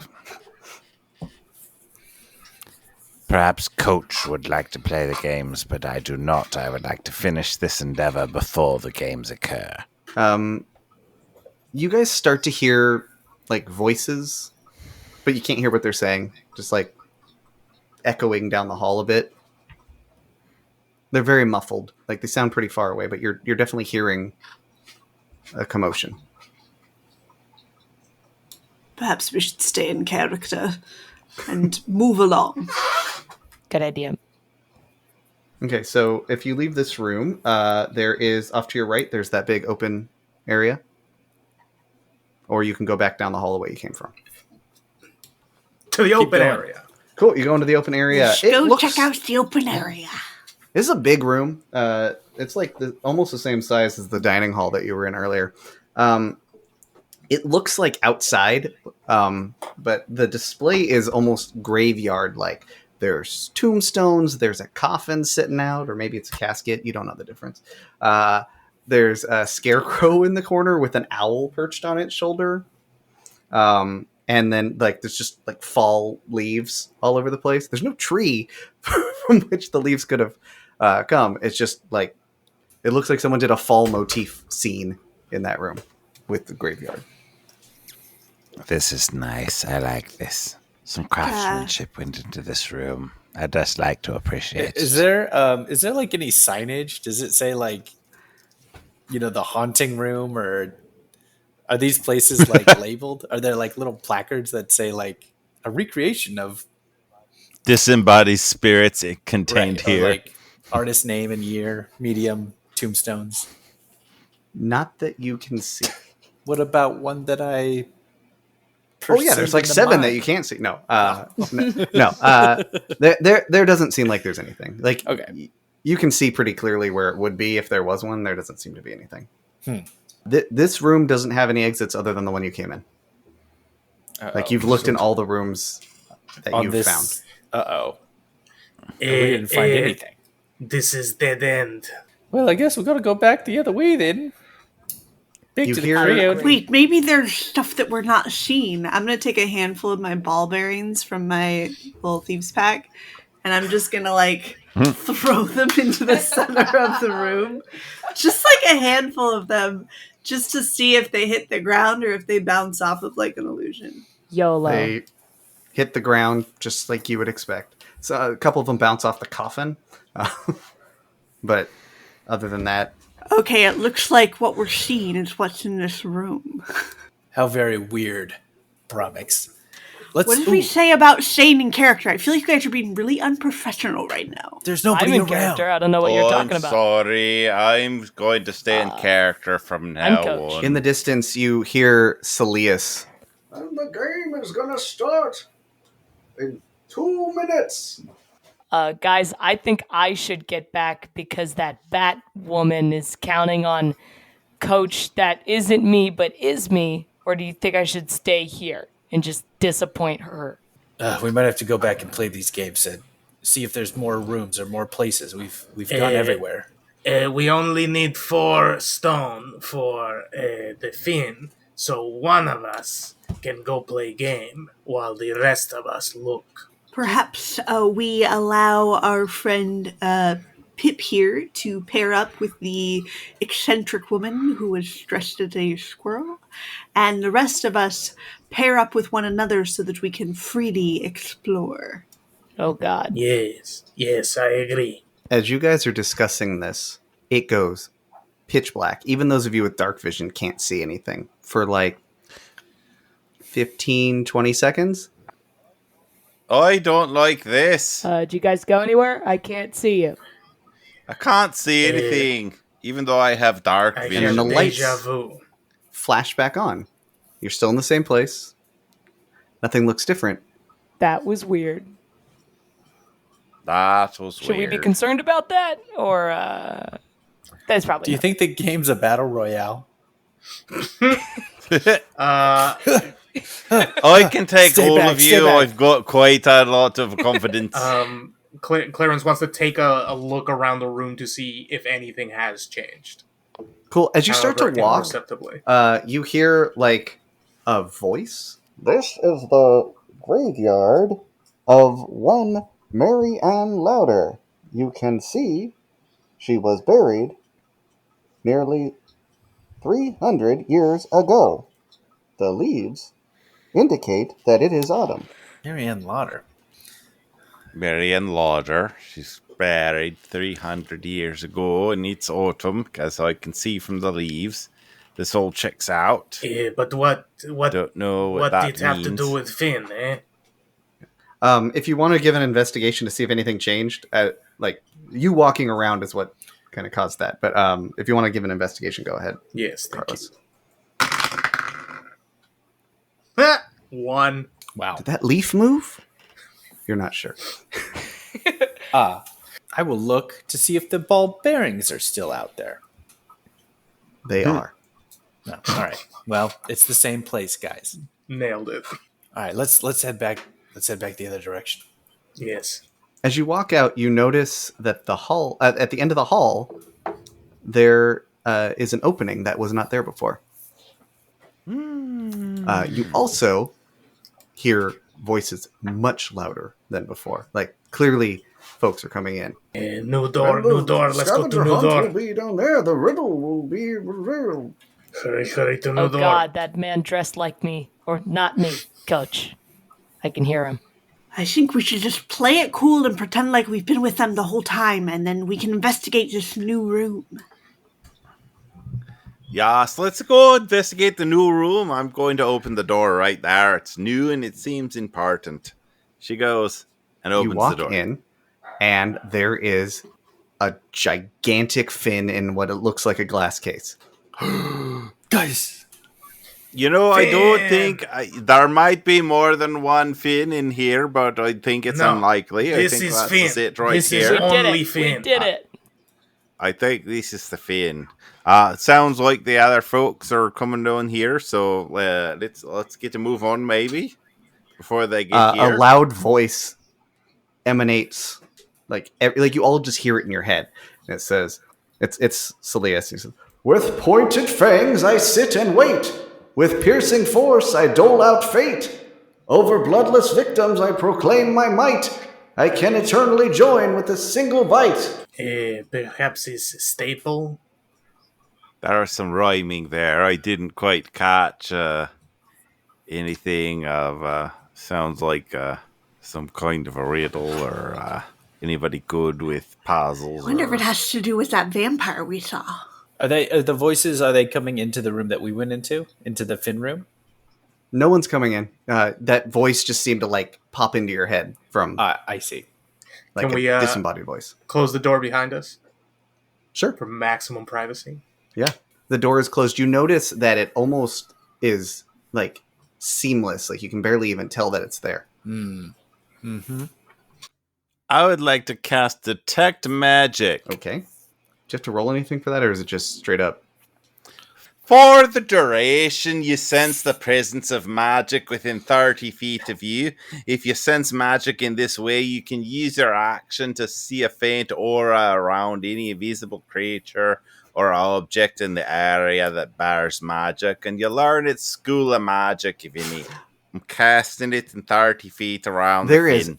absolutely magic. The whole room faintly glows of it. The case that is encasing the fin glows very strongly, and the fin itself also has like a really weird, like you've never seen an aura like that when you've casted Detect Magic before. All right, y'all. This case here's got a lot of magical energy about it. I don't quite recognize what's going on. There's quite a bit of magical about, but right What's here... to stop us from setting up the stones? But I don't rightly know. There might be some protections, or... might be trap. We could try. It might be that the stones will work. It might be that we're all banished to an alternate dimension or struck by lightning or, but might as well cast the dice to the wind and set your sails to an eastern sky. That's sounds like sailing analogies that a person who knows about the ocean might say. Anyway, do you want to try the stone? Yeah, let's do the stones. That sounds good. Get your stone. I think it's I've already grabbed my stone and I'm like in wait with it, ready and prepped to go. Ready to go. Cool. You guys push the stones up against the glass, and it doesn't feel like glass. It feels squishy, and like there's like a faint blue glow as you do that. Will they adhere or like? Oh, so you've also pushed on the things. It like you see a light connecting all around, like it forms a box, and then it like shutters and shuts off. Like something is wrong. Right then, after the glow, the lightning fades, and you're all just standing there holding rocks. The door opens, and Celius walks in. He says, "Oh, there you are! You must have gotten started early. You guys are sneaky." And he hands each of you like a rod.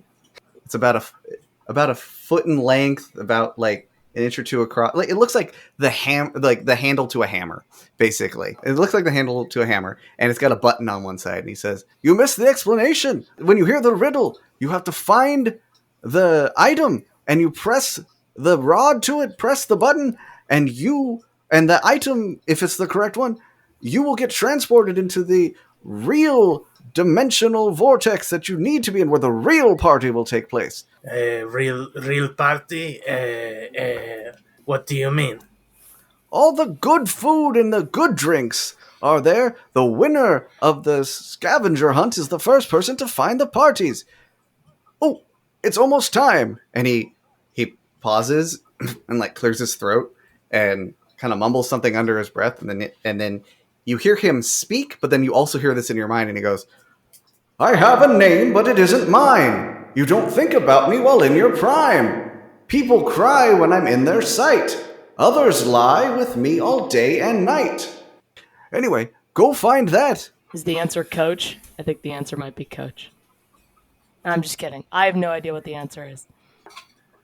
I have a name. Something prime. Something day and night. Could you are right here. Could you? Oh, okay. Sorry. Do you know, Celius, that, could you perhaps repeat that? I'm sorry there. Could you repeat that for us one time, or write it out for us, maybe? "Sure. I have a name, but it isn't mine. You don't think about me while in your prime. People cry when I'm in their sight. Others lie with me all day and night." I know answer. And I run towards the room with the coffin and the gravestones. Mm-hmm. And I press the rod and press it on a gravestone. Cool. What did the rest of you do? Did you all stay there, or did you follow? I follow ran and see what he's doing. Yeah, I will follow, but not. I don't want to press my rod there because I'm not sure that I'm ready. Right. To go to the next party. You do that, and you guys are behind a bit. You see, Clarence as Branch run up and put the rod on the tombstone, press the button, and he vanishes in a blue light, very similar to what you saw when you pushed the stone up against the glass. And he's just gone. Just gone. Oh, dang it! It is a battle royale, but reversed. So I do that too. Before you do that, I will say, Clarence, you, as far as you can tell, nothing changed. So you're still right there. You're in the room. You can see everybody. And then you see Tegan dressed up as Sarsa as a bat run over and do the same thing. Do you want to say anything to her as she approaches, or just let her go? Maybe I make mistake. Maybe it's wrong. Does she react? She didn't respond at all. Didn't hear it. Okay. So Tegan, you do the same thing. You put the rod over, push the button.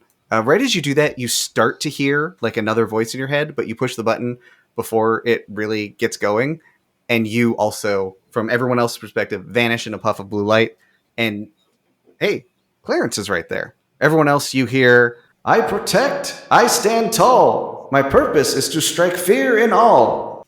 Fear in all? Oh, I can't remember what that could have been. What was in that first? We had the storage room. You had a storage room.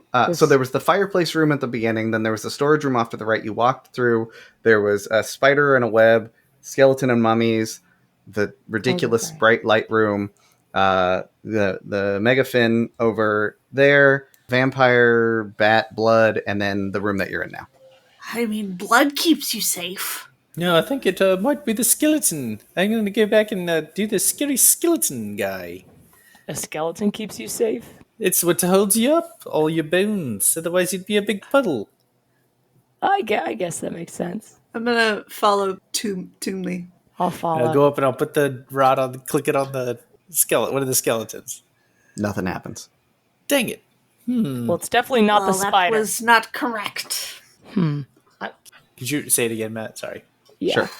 I'll just say it as me. I protect, I stand tall. My purpose is to strike fear in all. I protect. Is there a gargoyle anywhere? Gargoyle or a... You hear a couple of the same sound that sound and blue light that happened when the other two disappeared. You hear that same sound from down the hall. More towards the fireplace where we came in. Run over there.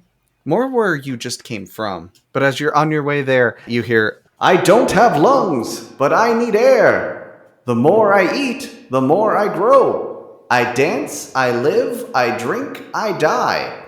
I'm always hungry, ready to eat. I rarely thirst, I can barely drink. Shoot me, stab me, I don't mind. Suffocate or drown me, I'll be no more. And then Celia says, I'm sorry that didn't rhyme. Can you get that one more time? Yeah. I don't have lungs, but I need air. The more I eat, the more I grow. I dance, I live. I drink, I die. I'm always hungry, ready to eat. I rarely thirst, I can barely drink. Shoot me, stab me, I don't mind.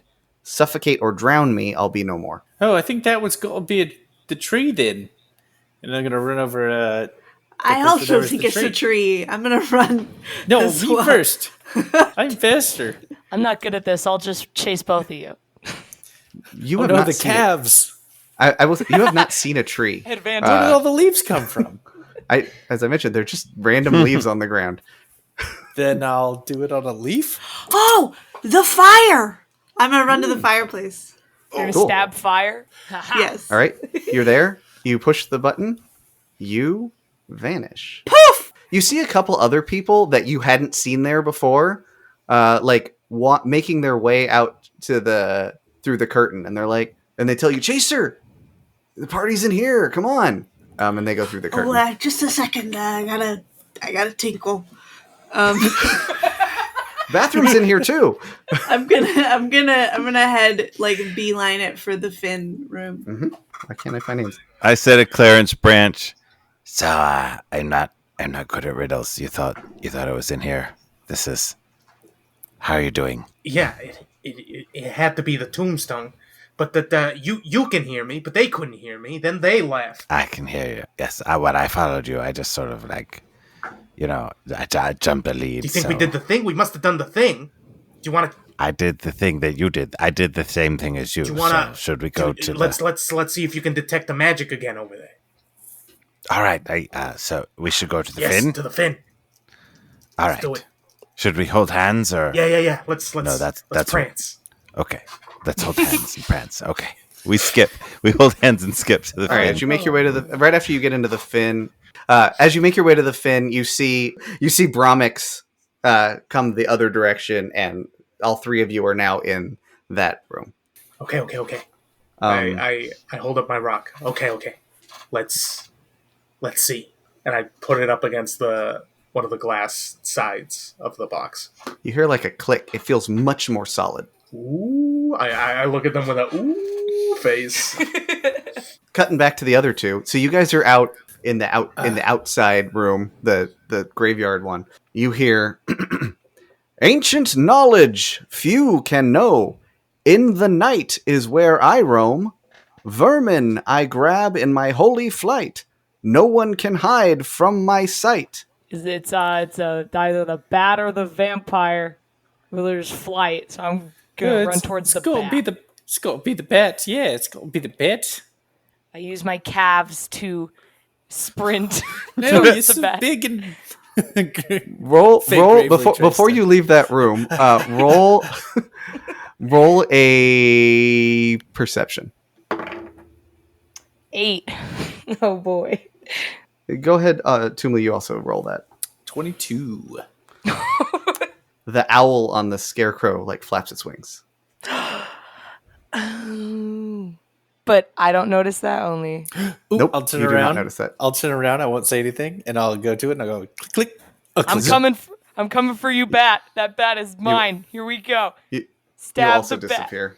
He also disappears. You do not. Yeah. So you're on your way to the bat. Yes. You notice that the riddles are starting to come faster. Before you even get to the bat, you hear another riddle. I sleep upside down and I fly through night. I live in dark places and I don't have good eyesight. That's weird. 2 riddles. The answers were bats. Okay, here we go. Round 2. I go to stab the bat. Cool. Gradually easier riddles. I can do this. Cool. You also, so Tumli, I assume you head towards the fin. Is that accurate? That's you, Jeff. Oh, yeah. I will also head towards the fin. Yeah. Okay. So you head towards the fin. You notice other people that you hadn't seen before, like walking down the hall. They were there before, but you hadn't noticed them because you assume that they had also done the same thing. And as you're about halfway down, Pip, you walk out and you see him, and like you're all going towards the fin. When you get into that room, you see that Clarence is got his rock up against the glass. And it's like, huh?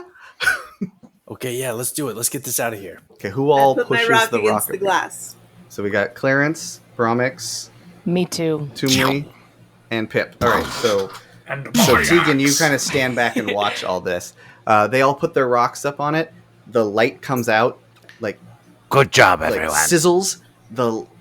Like a wall almost erects around the glass. It's opaque and zap, and you can see like the mega fin like zaps out, and there's like a faint image of it, but you can kind of tell it's not really there. And then you feel a big rumble, and you hear some concerned voices coming from, you can tell, back down like by the dining hall. Uh-oh. Is someone at the door? We better barricade the door. This is the lockdown, right? We got this lockdown going? I believe this is the part we should get the heck out of here. Yeah, There's no windows in this room. Nope. But didn't they say that our stones should take us back? Like, how did that work? He said that the stones would come back with the fin. Oh, well. We gotta distract them, right? We gotta distract them, keep them out of this room till the fin come back. Coach, you should go find Maya. Okay. And The do best what? defense is a good offense. We should all pretend like we have no idea what's going on, and we're scared by the rumble, and run out and join the group and disperse. Okay. That's a good idea. I can go find that Jared Dark Harbor fella. He seemed very sexy and smart and put together, and I like that cut of his jib, so to speak. So I really think he's got leadership potential, and I feel he makes a good creme brulee, if I'm being honest about I feel like it. he's not humble, though. But yeah, you can go find him. All right, so you all make your way back down towards the dining hall, and you see Celius trying to open the doors that are on the other side of the curtain. and they will not open. And Jabin is like, you see him run into the kitchen. And you're like, what's going on? And like everyone seems a little bit concerned.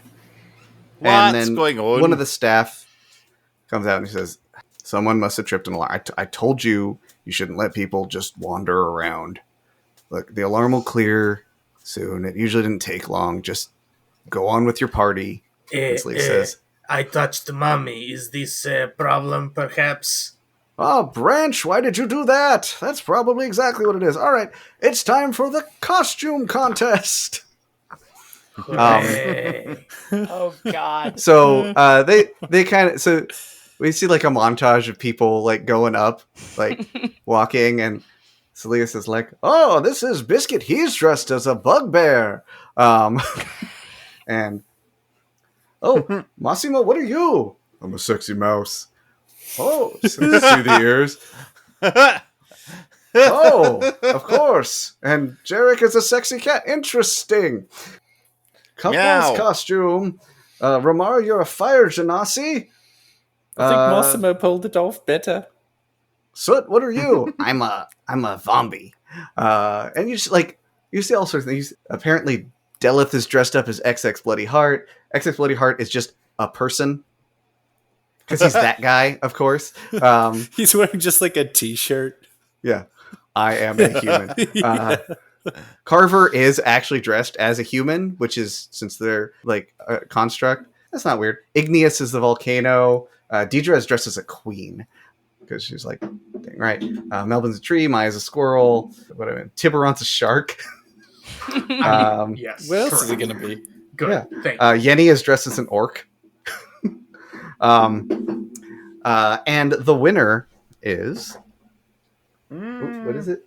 Oh, it's Yenny as the orc. Yeah, Yenny wins. Speech. Culture's not a costume. Culture's not a costume. Hey. Everyone seems pretty happy. They're relaxing. Drinks are around. Tegan, I don't know if you have another drink or not. No, none for Tegan. I mean, none for Sarsa. She like reached for No. one. They keep diverting her from drinks. Everyone seems pretty relaxed. They don't seem to be too worried about the door being locked. And in the interest of time, after a while, you hear vroom, and another shutter and an audible click from the doors. And Celius says, "Oh, the alarm must have reset." And he goes to the doors and opens them and says, "Great. I guess we're in the clear. But you're all welcome to stay and party some more." Oh, I got bad butt. I gotta go. Oh, yeah, I gotta get home to my wife and girlfriend, whose name I forgot. Oh, that's weird. If anyone needs to leave, now that the alarm has been let go, you should just be able to go grab your invitation. They're stacked over there on the table. Rip it up, and you will be teleported right back to where you left. Did Chaser just say he had a bad butt? I think so. He doesn't agree with all of us. Oh, yes, I've got a bad butt too. I've got to go. It's a bit of a fun, and it's about time. It's good to see you all, and cheers and good night. And she'll look for her I need invitation. to use a restroom. And I quickly leave, and 1 minute later come back. With 4 stones in my pocket. Mm-hmm. Okay. Smart. Yeah, Celius, I think I'm gonna head out too. Peace. Well, it was great to see you. All of you, I hope we see each other again. Will you come next year? Possibly. Oh yes, next year we will be here and remember everything that happened. You ask us, and we will have many memories. So you all gather up. Sarsa goes up to Celius and says, "Oh, Celius, thank you so much for hosting a great party." And she grabs him and grabs his butt and gives him a big kiss. Well, so that's different. It's so nice to actually know that you care. So He gives her a big ol' hug. You're the best. All right, you guys gather up your invitations. You find the ones that are, the right names. You rip them up, and you rip them up, and you are right back in that room where you left originally. Noah is standing there and says, You did it. Excellent job, everybody. We'll give you your money on your way out, and I have a feeling that your guild is going to be quite happy when I give them my report. And with that, you all make your way back to your guild, and you won. Good job. Round of applause. Yay! None of us died. Thank God. Thank you for joining us, everyone. Hope everyone enjoyed listening. Now go out and make life an adventure. Yay! Yay! We did it. Wow.